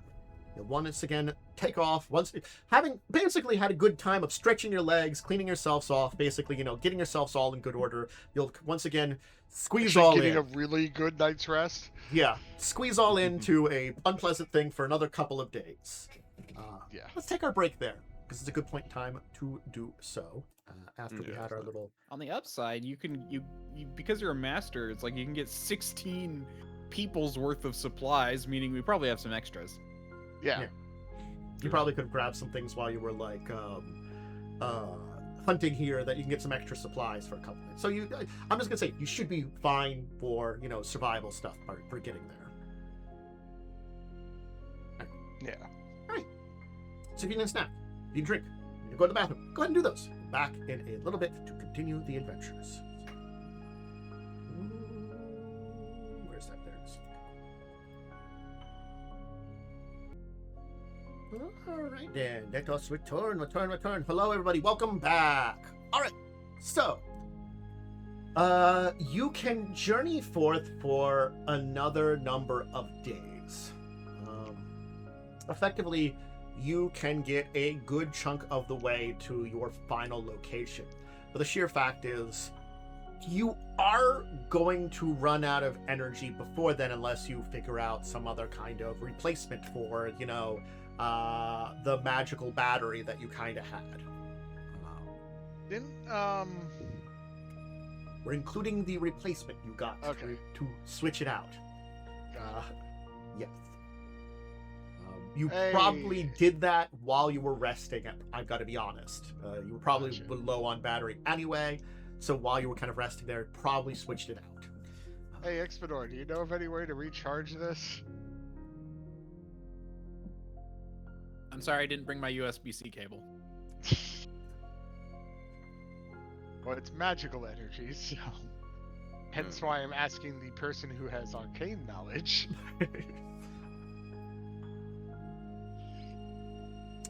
I mean,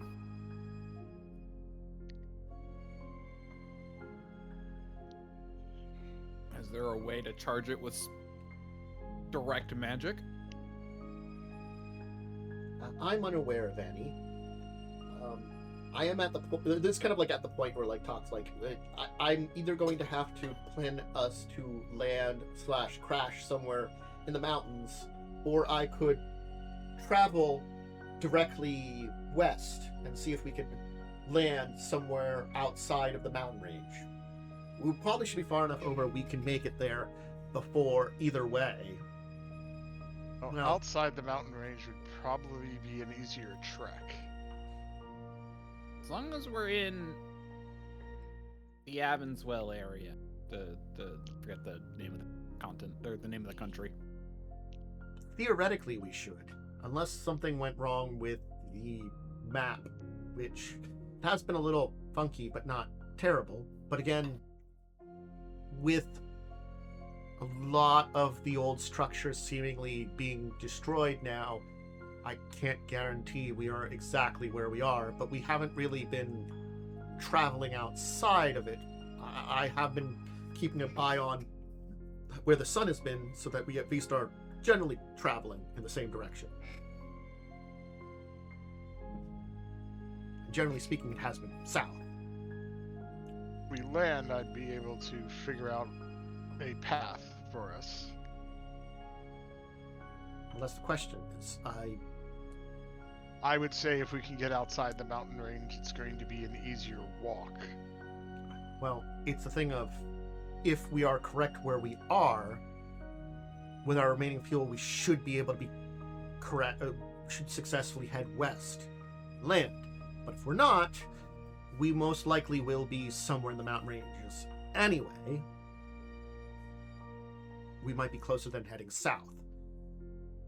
I don't know which is a better decision on that end. You might have more knowledge there. Yeah, I was going to say, could you pull out the map, Ixbanor, and could I try to make a survival check to try to see if I can... Yeah, I will. I will say, you have noticed that the map has been a little funky, like it's been like shifting occasionally, and you generally speaking seem to be in the area and definitely have had traveled south, but it seems as though maybe there's something wrong with the source, or there's something wrong in general that it's like connections isn't as good anymore. You're not sure. Maybe thinking like the big city that you were technically involved with crashing may have also, contributed to this. Can I just make a flat survival check to try to gauge where we might be? Sure. Let's see. Unfortunately, you're kind of like taking a look at it, and you're just not sure. It's again, you have a general idea of you are somewhere in the mountain range, but you can definitely see how, if you're off on how far east versus west you are, it might be a little bit more dangerous. From what you've seen in the Barrier Mountain Range,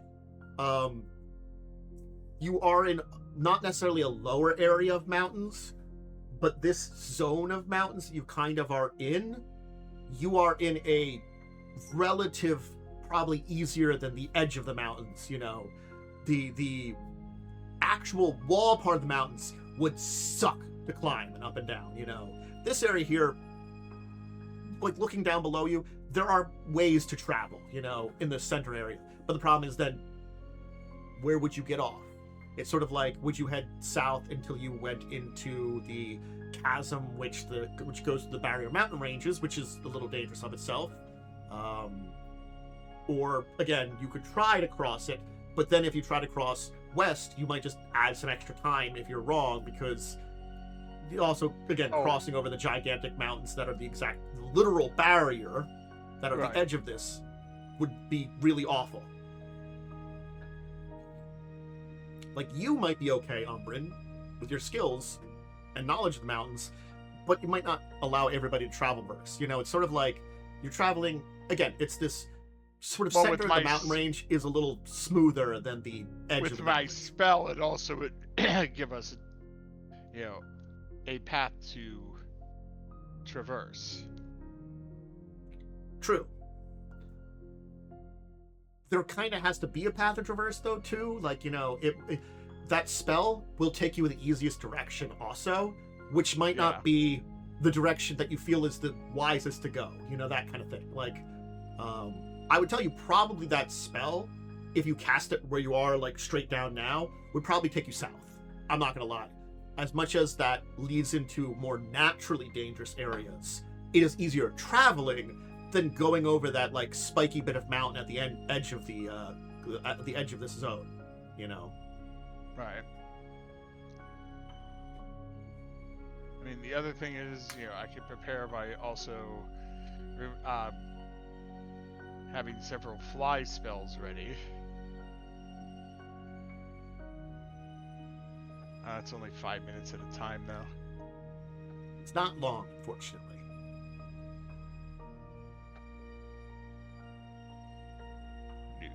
Even your flight's like, what, 10 minutes? My flight's 10 minutes, yeah. Yeah. Again, not very long. And you are not quite... You're not quite... Yeah, I can't cast 7th level, so yeah. If I could, I could increase it to an hour. You're just shy of that by a little bit. Yeah.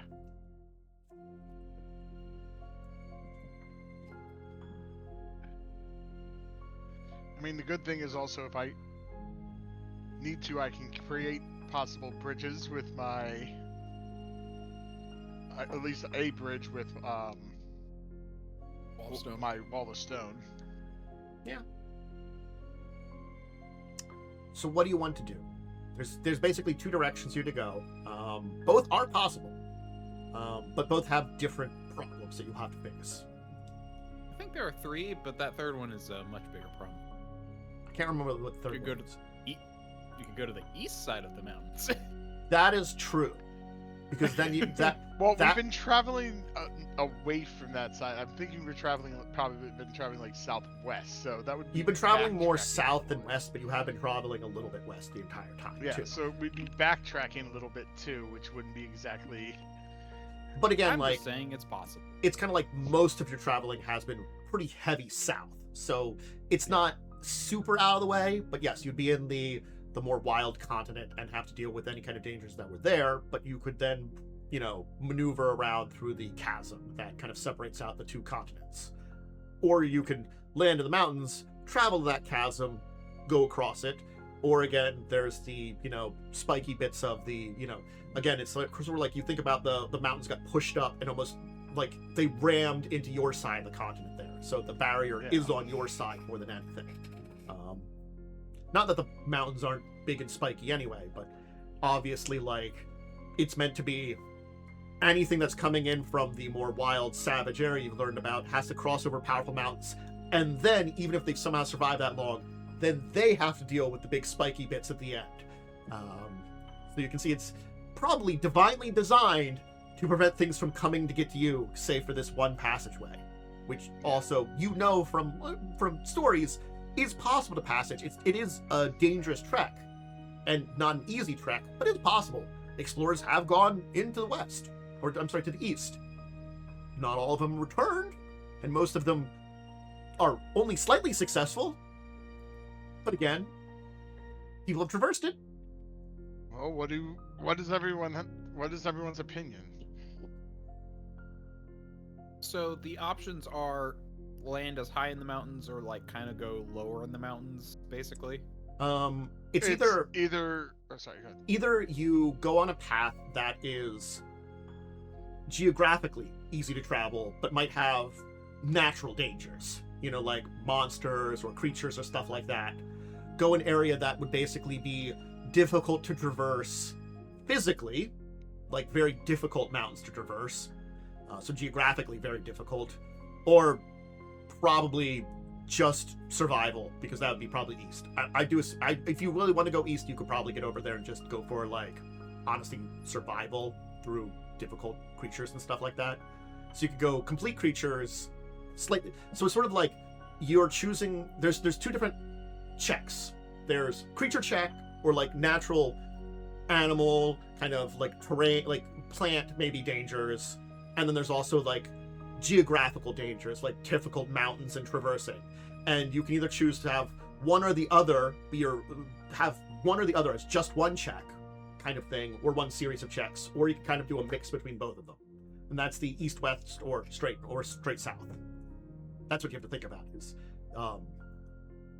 balance of checks, or choose one of two difficult routes, which again, balance of checks means you might have double the checks in a way, because you're two different things you're dealing with, but they will probably be easier checks to deal with, rather than just one check type, which might be a little bit more difficult. But again, like, it's also like, it should probably all even out in the end, kinda, maybe. I'm trying to present them as all possible. Like, I honestly forgot about the Oops Go East, but as soon as you mentioned, I'm like, oh yeah, no, you could probably do that too. You could probably do that too. I lean more towards west. Yeah, west is creature danger, right?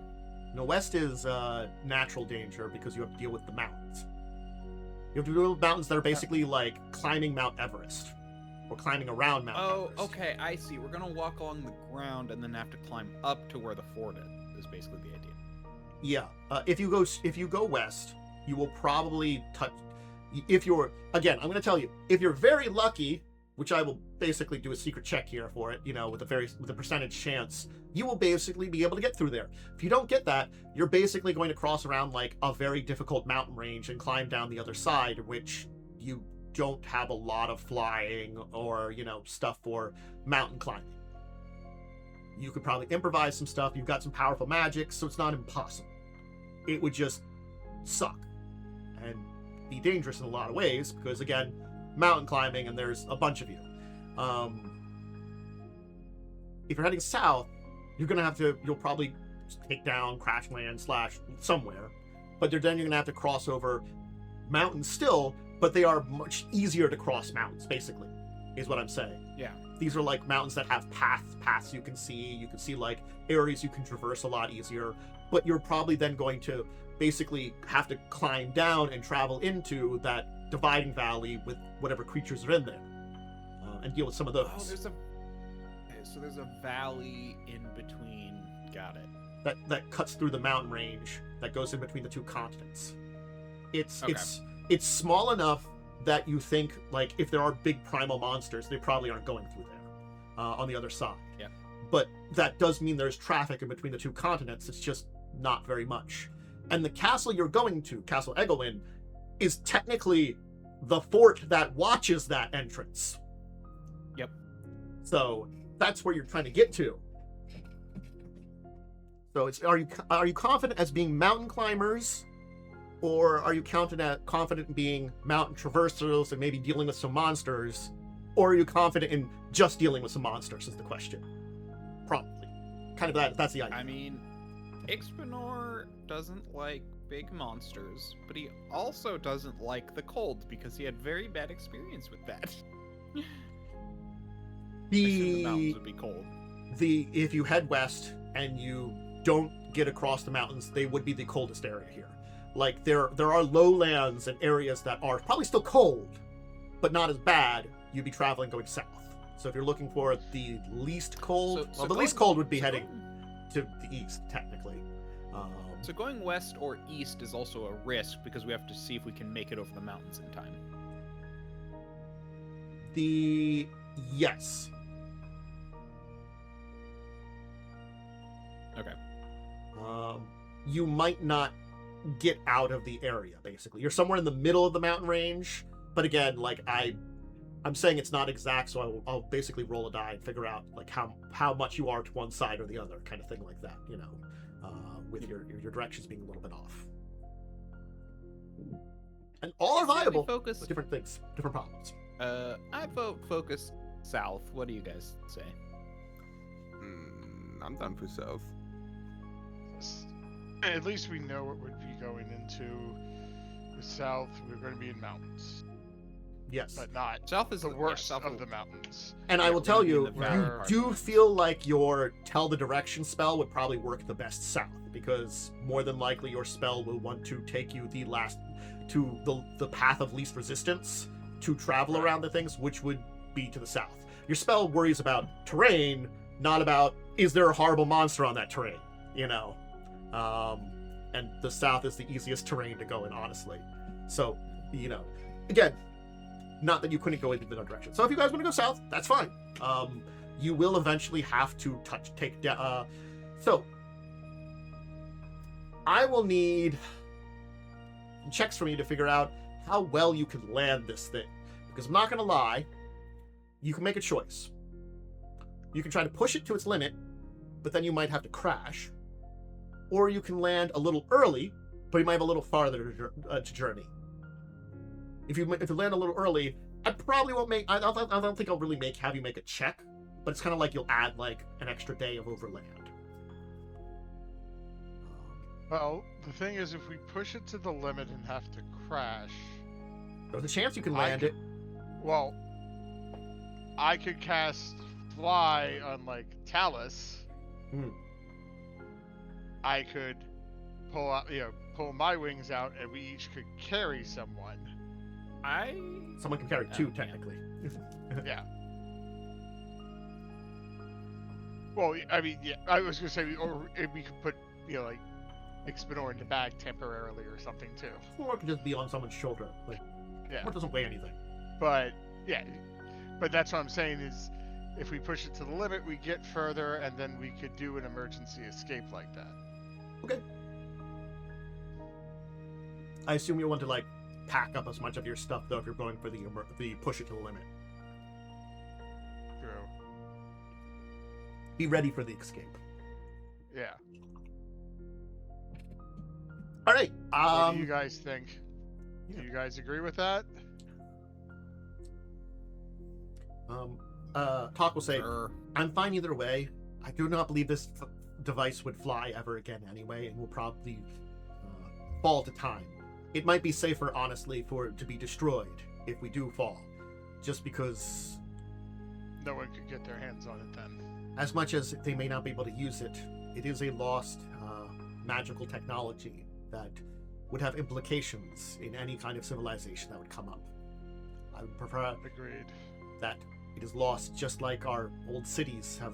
Most of the flying ones, we held them into the water, so they'd be gone, and it would take people of great magic and knowledge to be able to discover them, and by that time they would be ready for such discoveries as to what we had learned.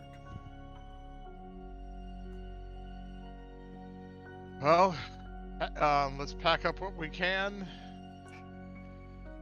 and be ready. And I'll be ready to Hey. cast Fly on Talas. Right, so you'll kind of continue to push forward. It still will be a while, because you kind of were talking about this when you had like a day to go, basically. Yeah.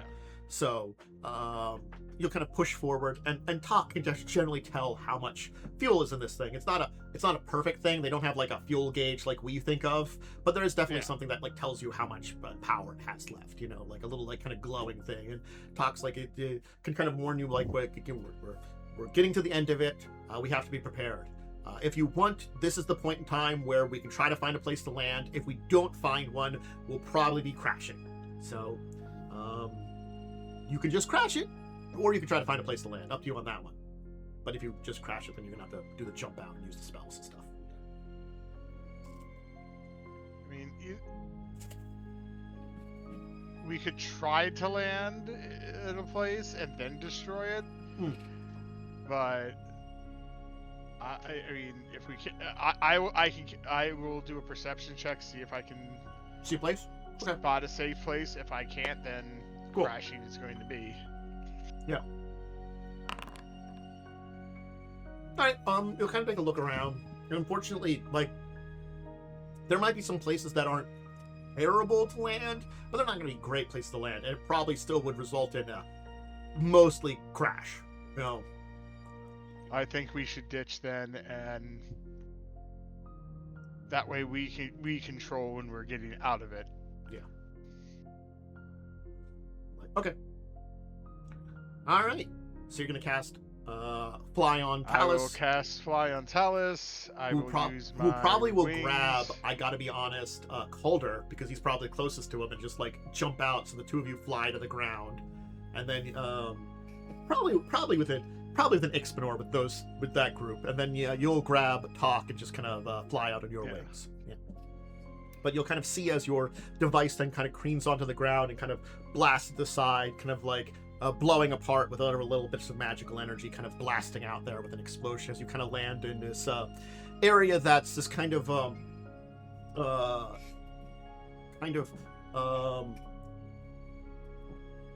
it's not, you'll land in like this it will be a little bit of like a pine forest, but it's kind of be like one of those ones that's kind of like on a slope, so the trees have been like have enough thing here, but it's certainly, it's like, oh yeah, this is a terrible place to try to land something. You would have been like flying around and stuff like this, but you know, it's kind of like, think like ski slope or something like that, you know, kind of an area that you could probably like traverse, that's kind of diagonal, got some trees here and there. It's not going to be easy traveling, and you're kind of like landing in some snow, so you're a little bit on the higher side on the mountain right now. You could probably like move to a lower area, but you've safely gotten to the ground. Probably just kind of plummeted a part of the way there before like catching yourselves on the flying ability, you know? Yeah. Well, it's cold and actually, snowy. That actually works anyway, because you know, you get down a little bit faster before the spell, you know, it's only 5 minutes, so it's not like you want to take your time flying down. Talk's gonna pull out some like colder weather gear and put it on.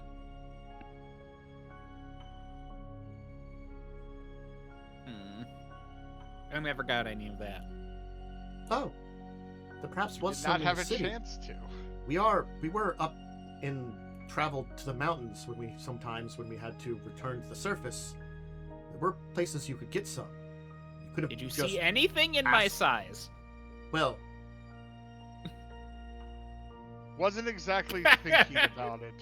Kind of, you know, just survived barely.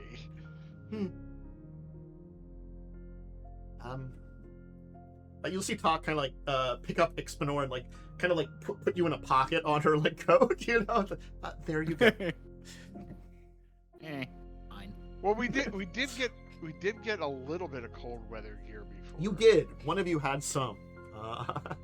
But it I was hope like, it wasn't Talas.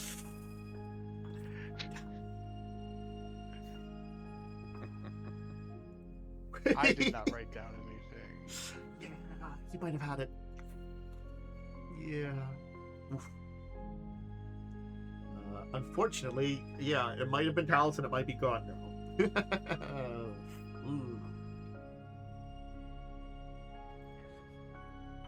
It'll just kind of look like a... Yeah. If I can get any hunting done, we'll save the furs.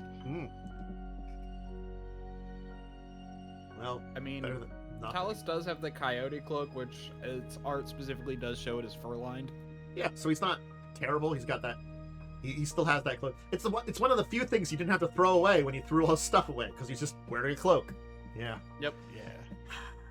As like he probably has his armor back on, but it's still, I don't think you've repaired it, so it's kind of like barely on. You'd like, he's probably like, you know, got some ropes kind of attaching it together. It just kind of like looks off to the side, you know. How long does it take to repair the armor? Because you can at least start it working on it when we can't blast. True. I think it takes like an hour to repair something.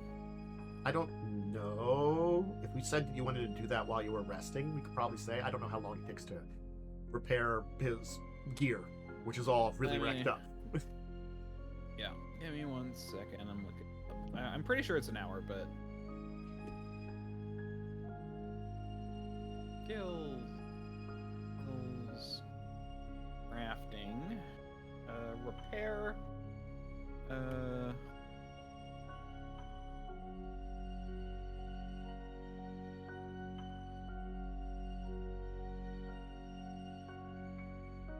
$10 minutes. Oh, that's even faster than I thought.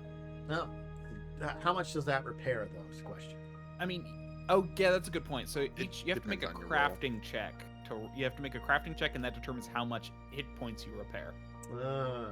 Okay. I have quick repair, actually. I could take 1 minute to do it instead of 10. Yeah. How much does that repair overall? Because we're like talking like his stuff is like busted up. I don't think anything. I mean, nothing was critical- destroyed, but we're saying it's like a very low hit points. You're a master, right? Yes, I am master in crafting. Mm-hmm. So master repairs 20 hit points as a master, or 40 if you critically succeed. As far as base armor goes, I think that's fine. Let me What is he wearing? look at the. He's wearing plate, full plate. Yeah. Technically gray maiden plate, but.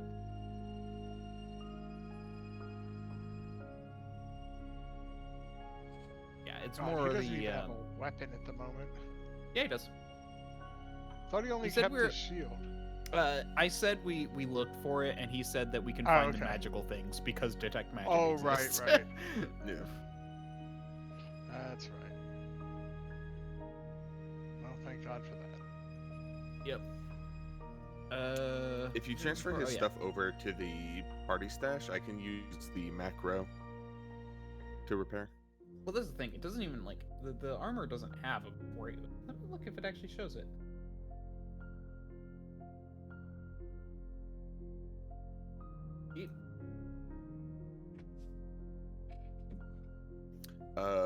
So armors have like a hardness and hit points field, but they're typically just not filled out. Yeah, they're showing a 0 and 0, so that's why I was trying to look up just the material itself. Materials, there we are. Material statistics. Armor is listed as HP 36, broken threshold 18. So it's you only need to repair 18. So one success will do it based at your current level. Yeah, that's no problem. Yeah. Let me just. Oop. Tight. Yep. DC is based on the item. Technically, it's a higher tier magic item, so but that's still. All right. You'll definitely. I could say you. We'll say because again, you've got some quick repair. You could probably repair up his equipment on the other thing. So he's got his equipment's back up to good stuff. You know, you did it while you were Resting. Resting. Yeah. No.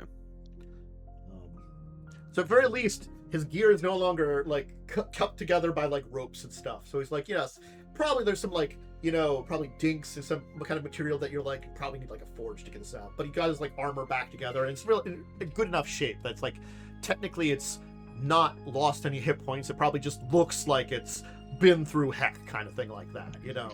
It's been Yeah. through the ringer. It's been through the ringer.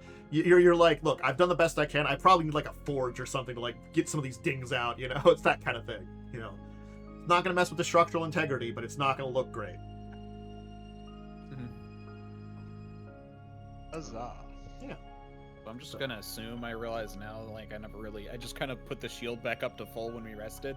I'm just gonna assume that you were fixing it.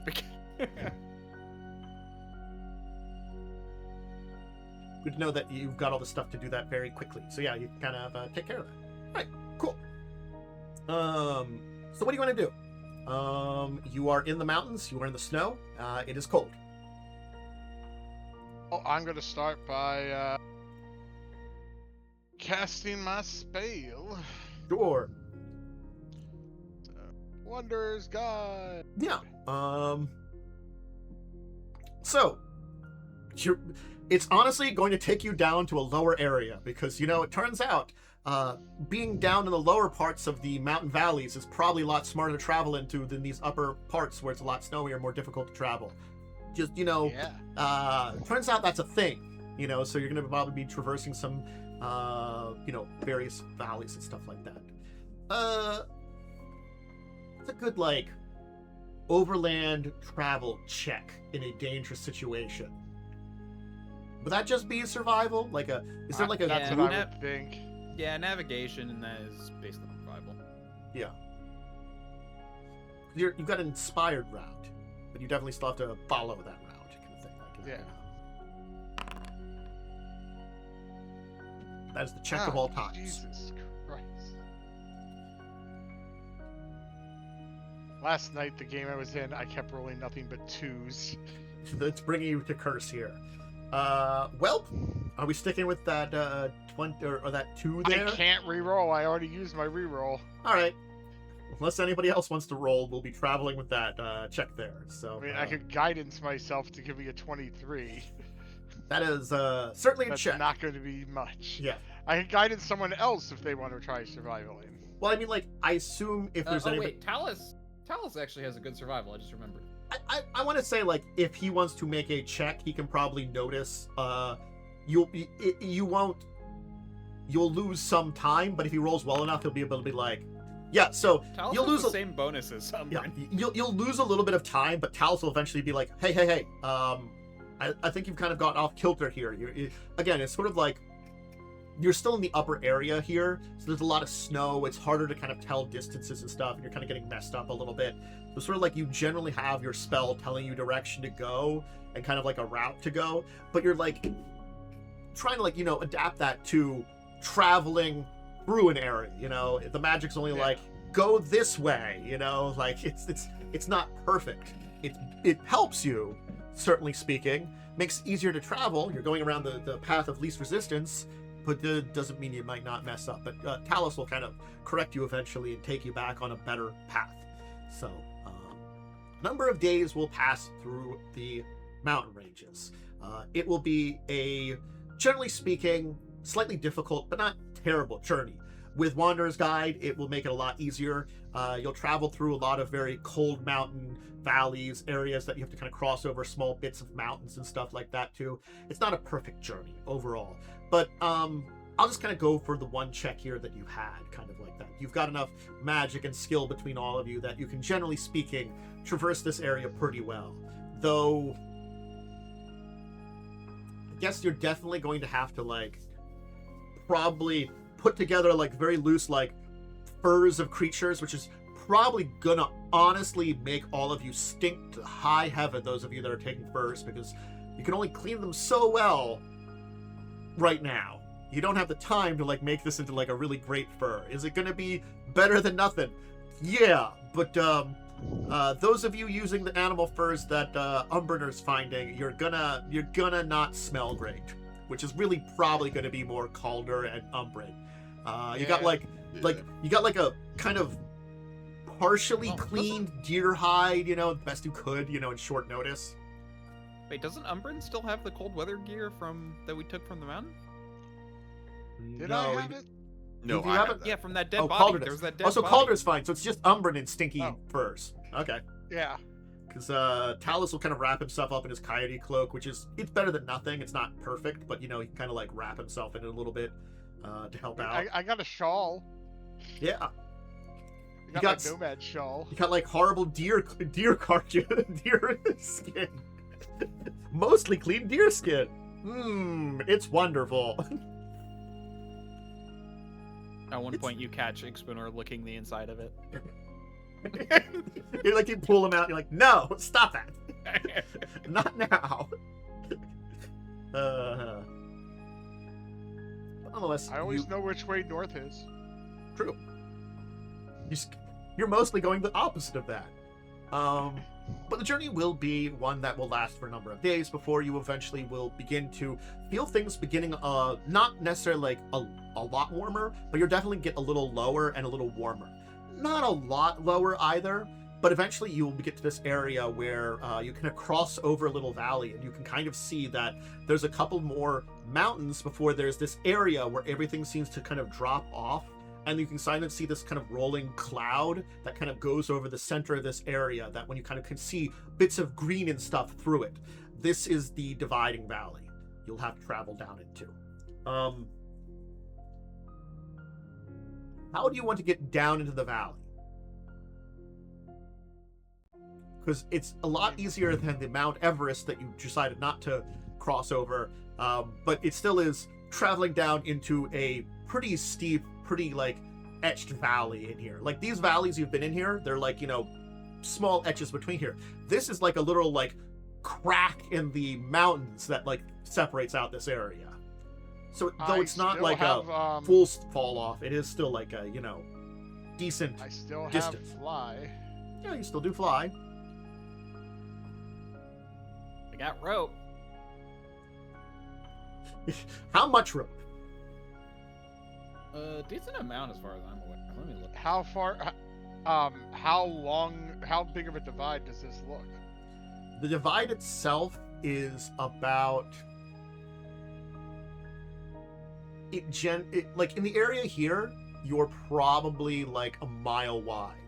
From your knowledge, I'll just say, like, generally speaking, you've got some geography knowledge. Between all of you, you can probably know the divide itself is between half a mile to 2 miles wide at various points, and kind of wanders through the barrier mountains for the entire length of the mountains. And the entire length of the barrier mountains is about like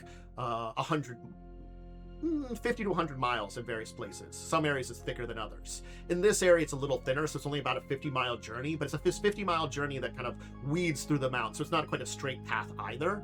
And there are some things in there that make it a lot difficult. It's also an incredibly dense jungle that you have to pass through. Like, it doesn't go very far before this kind of like wall of tropical heat kind of goes down through the valley, because you know that though there are some other terrains, the area on the other side of here is this massive jungle. That's why, another reason, explorers don't go a lot farther, because normally you have to cross through the horrible jungle before you get to anywhere else on the eastern continent. So, one of the more difficult areas to go through, in a lot of places. Dense jungle. The question with getting over the expanse then is, would 5 minutes of fly get him over? Well, you don't have to go over. You want to kind of go down into the expanse, because Okay. once you hit this Would expanse... 5 minutes get us down? I mean, if you plummet for part of it, probably. It's one of those things, is like, you probably jump off and then catch yourself before you go too far down, You'll probably, like, kind of cut yourself off so you're not, like, completely falling, and probably give yourself enough time, but... like, the fly spell only travels at 20, which isn't a lot. Fly is, I guess if you triple move, that's 60... 20 feet. 60 times 10 Oh no, is... it's your fly speed is let's see. Gaining a fly speed equal to its speed or 20, whichever is greater. So it's either your land speed or 20 if your land speed's less than 20. What's Talas' land speed? Funny enough, pretty good. It is, if I recall, 25, and if he takes off his armor, 30. I think. Look, I'm gonna be honest. With 5 minutes of fly, I think you're fine either way if you want to fly down. It's not that tall. Like, if you're just flying straight down, you're probably good. Like, because that's like in a minute. If you're traveling at triple speed with 75, that's 750 feet you're going. So over 5 minutes, that's 5 times that.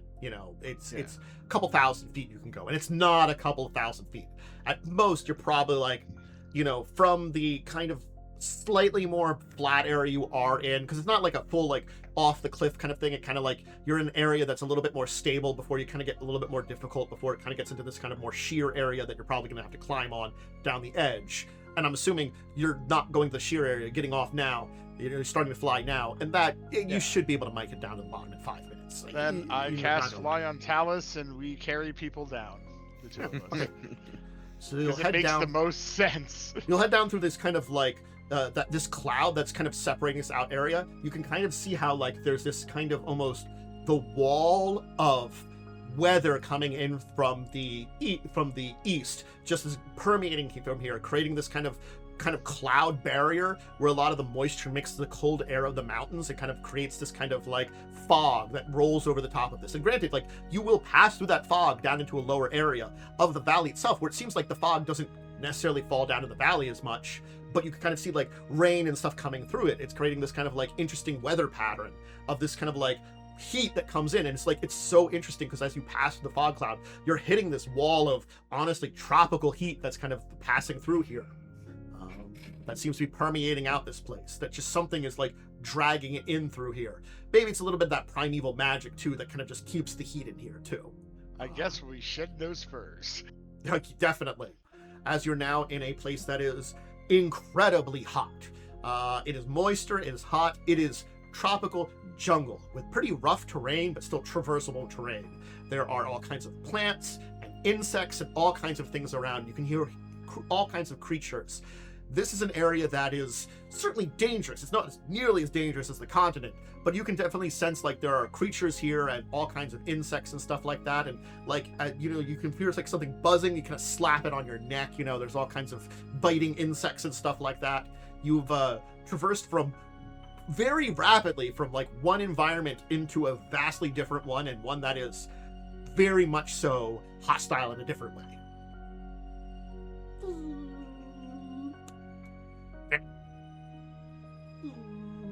There's more of them. Does anybody have a way of keeping bugs away? Mud. I don't know if I can get that on me with this armor very easily. Keep something around you that's burning. Yeah, if you got a torch, bugs hate smoke. As Calder, you hear this buzzing in one of your ears. I just like slap this out of my head. Yeah. I'm gonna just like start smearing some earth on any of my exposed skin. Okay. You can kind of mud up to see if you can get it there. Yeah. It'll help protect at least somewhat. There's all kinds I of amazing, suggest like, everyone do this. Yeah. You kind of take yourselves up, kind of try to get some mud and stuff. Why don't you, if you're leading everybody, why don't you kind of like give me a, we'll say like a survival to kind of like make everybody a little bit more bug proof, we'll say. Sure. Not a bad check. So you kind of like take some stuff on. It's not going to be a perfect thing, but certainly speaking, you're kind of like making everybody a little bit better.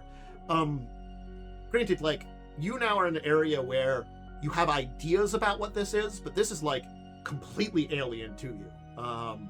Like certainly speaking, it's kind of like there are some similarities to your original homeland where your people came from, but you were probably so young when you fled that area, or like, it was like, it's relation to you and fleeing that area is so far gone, you do not remember much of the tropical areas of your homeland, so it's sort of like, I theoretically should be used to this, but also like I grew up in areas that weren't here, so, and this is probably a lot more dense than the jungles of your homeland anyway.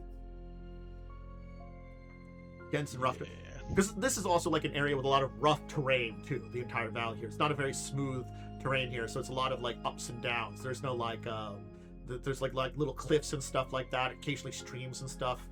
You do know there is a kind of small river that kind of comes out of here and flows in towards the Wardlands. It actually goes and empties into a lake that's would be nearby to Agorn.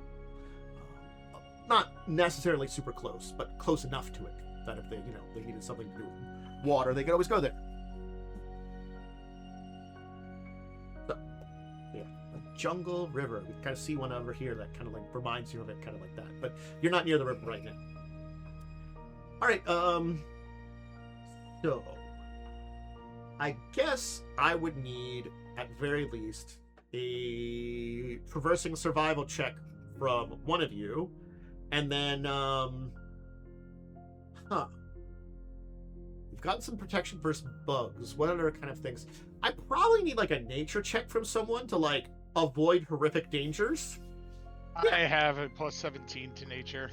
So someone roll nature, someone roll survival. I guess if you're gonna roll nature and kind of lead the dangers, then maybe Talas can roll the trying to like get the. Yeah, I mean we both have the same bonus to survival, so. Yeah. Yep. I'll give guidance to both of us. You'll be like, look, let me try to like keep an eye out. I know some plants and bugs. I can probably identify some things that like scream, "Don't touch this," or you'll like get horrific rashes or something like that. Talas can roll a 2, and you'll roll a 4. So that's a 22. Yeah, 22 and a 24. 24. Or 22, 23. I think the stats most there. Does Talas want to re-roll? That's a good point. He does have that. Probably worth doing. We're near the end of the session. You are near the end of the session. Meta gamer. Is a better great. membership. It's better. It's still better. Yeah. Anybody else want to roll nature, or we'll stick with the 21 there? Or is there any other skills that like Ixbanor, you or Calder would like to use to help out with traversing here? I'll just ask that question. I don't know all the skills you have, so maybe you have something you think you can help with traversing this very dangerous area. There's definitely bugs and plants and all kinds of creatures, and probably some things hunting the area, certainly speaking. Nothing else, someone could maybe do a medicine to try to see if there's any useful plants to help us with any of these dangers. All my stuff is kind of bad. I mean, I could. I knew I had something. At nature. This should work as a way to prevent bugs from finding us. Ah. There's one of us. At least me. It's just for me. I can't really do much with mine. Yeah, you kind of take a look around, see if you recognize anything. Again, like it's less that you might know everything here, and more you're trying to use your knowledge of like other areas you've been to be like, I've seen some dangerous things. Maybe I can figure something out. This one lasts 8 hours. This is the upgraded version. The last one lasted. The other one lasted 10 minutes. So yeah, bugs. Nothing. Basically, I don't smell for 10 minutes. Or for 8 hours. For and like then 8 someone hours. probably go. And then Talk probably goes, "Where was that with the in the ship?" Where was that at the ship?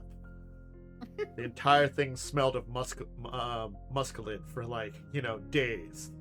Days. Ferrets actually have a very strong smell. That's what I mean. Also, ferrets are very strong. Certainly speaking, we give it a few days and just the smell of Ixbanor is just overwhelming. Anyway, okay. So you're traversing through the area and certainly are making your way through it. It's pretty easy, like, basically you got down here, turn right and just go and you'll get out of here. It's like one of those things is like, you generally speaking are near enough to the wall that even with the thick like jungle and stuff like that, kind of keeping that to your right is good enough to like navigate this area.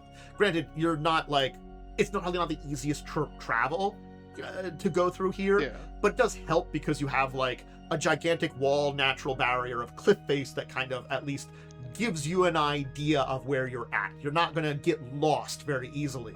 While if you wandered out into the center of this, as much as like it is only maybe between half a mile to 2 miles wide in various places, as I said, doesn't mean you couldn't get turned around a little bit and have some trouble. Yeah. That can happen still. It is a jungle. It's hard to navigate. Now, on the other hand, I am going to need fortitude saves from everybody. I'm going to go for a full round of it.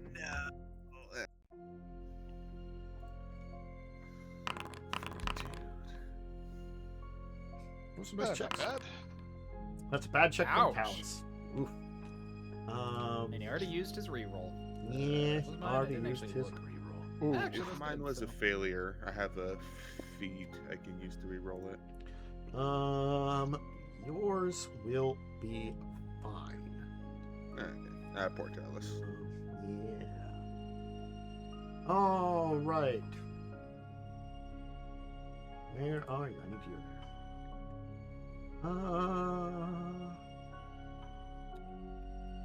Okay. Yeah. You roll something here for all of you. Don't worry about it. Just getting some archives and ethos, loading very slow for the exact thing, but I'll roll some stuff here. So, let's just do this fashionably.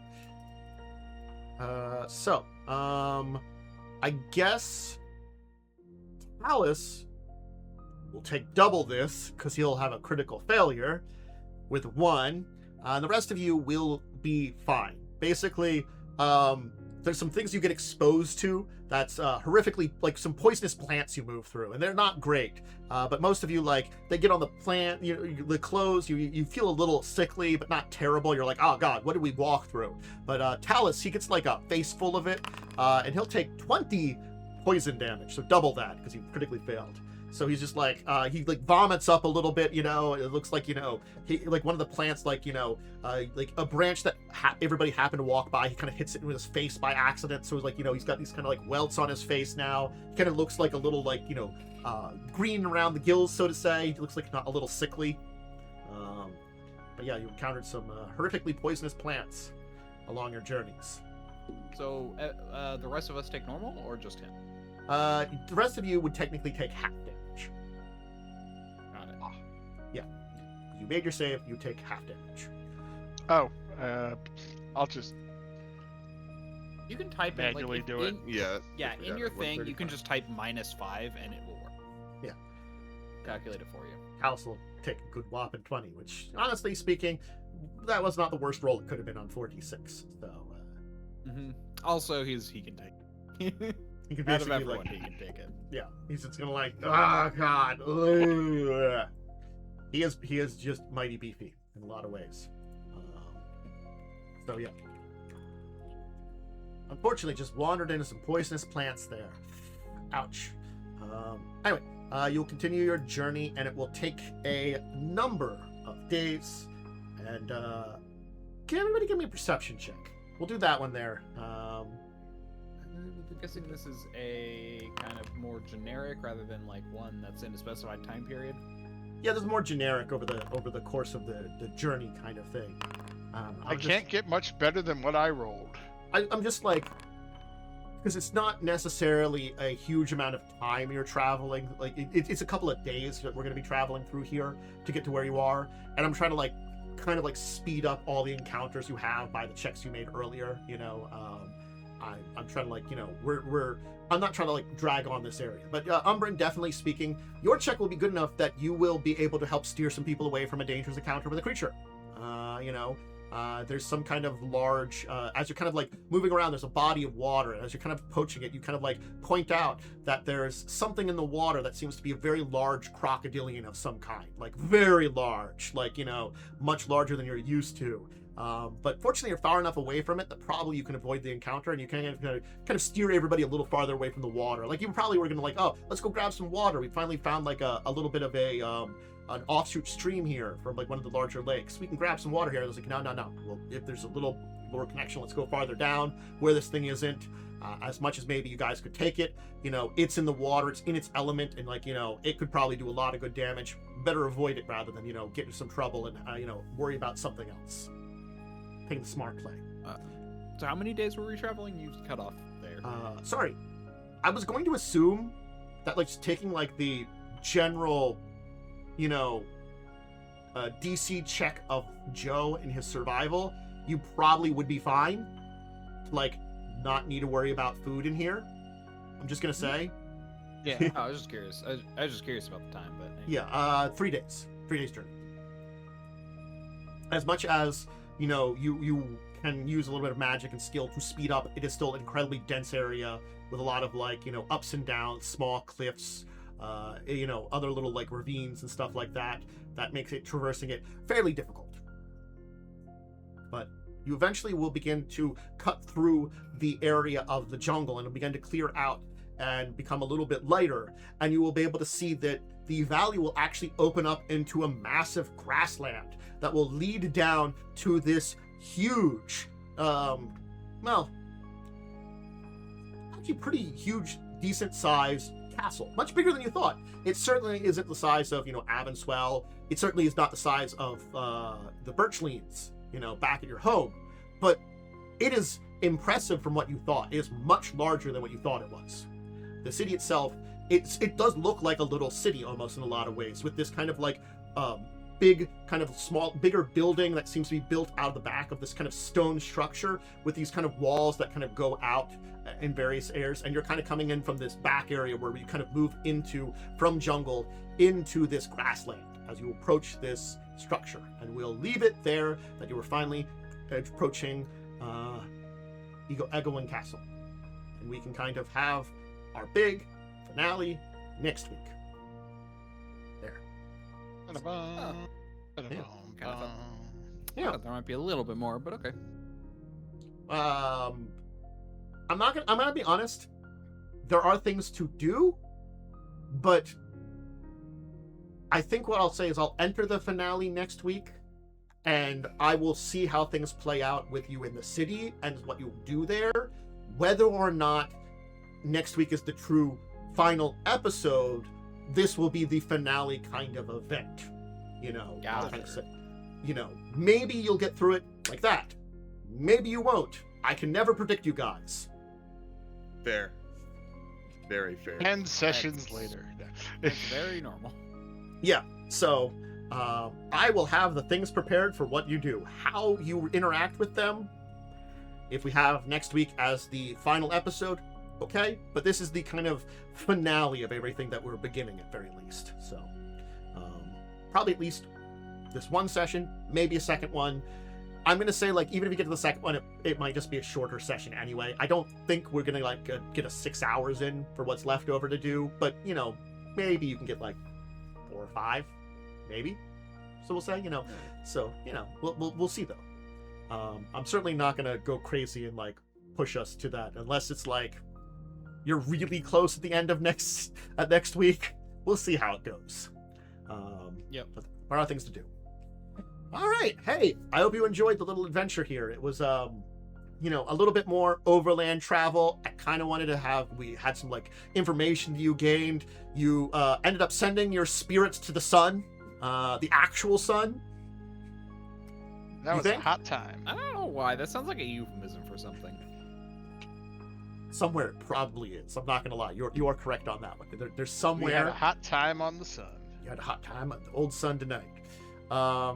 But yeah, why don't we give some shout-outs as we end today, then? We'll turn it over to, of course, unless anybody else has anything, we turn it over to Wyrm for his shout-outs, as per usual. I'm Diamond Wyrm. You can find me on twitch.tv/DiamondWyrm or at DiamondWyrm on Twitter and Blue Sky, and at DiamondWyrm on YouTube now, because I found out you can change it without being a partner, as long as it's not taken already. Yes. Learning this now. I just found that out. To be fair, that used to not be the case. Yeah, but this was an update a while ago. Was Like, it? I did not know See, that. I wouldn't be able to tell you that, because I just remember I got my channel name when I got to, like, 200 subscribers. I was able to apply for the channel name and got it, you know. Yeah, it was not like an old change, but it was a decent while. Like, It was at least the change had to have been at least 4 years ago, or like at most 4 years ago, because like, it was around 2 to 3. Yeah. Like for me, like, I'm saying, like, that was though, like, 2016 into 2017, like, you know, that my my original getting the name of the channel. So, like, I am way out date of, you know, getting your channel name. Anyway, yeah. But hi, thanks to Dracovin. I hope you've enjoyed the episode here. I've been the GM here. Check out the rest of my things, of course, over at the channel. If you're watching it over there, great. Hey, hi, thank you for joining me there. But you can always check us out live every Wednesday at 8. I have other things that you can check out. Make sure to check out my social medias just for updates on my schedule, when things are going, what kind of things I'm doing you might want to join me in. We'll definitely be discussing what's going to come next after this, and I'll let people know then. But anyway, until the next time, though, I bid all out there a deep and wonderful bye-bye, farewell, and good day.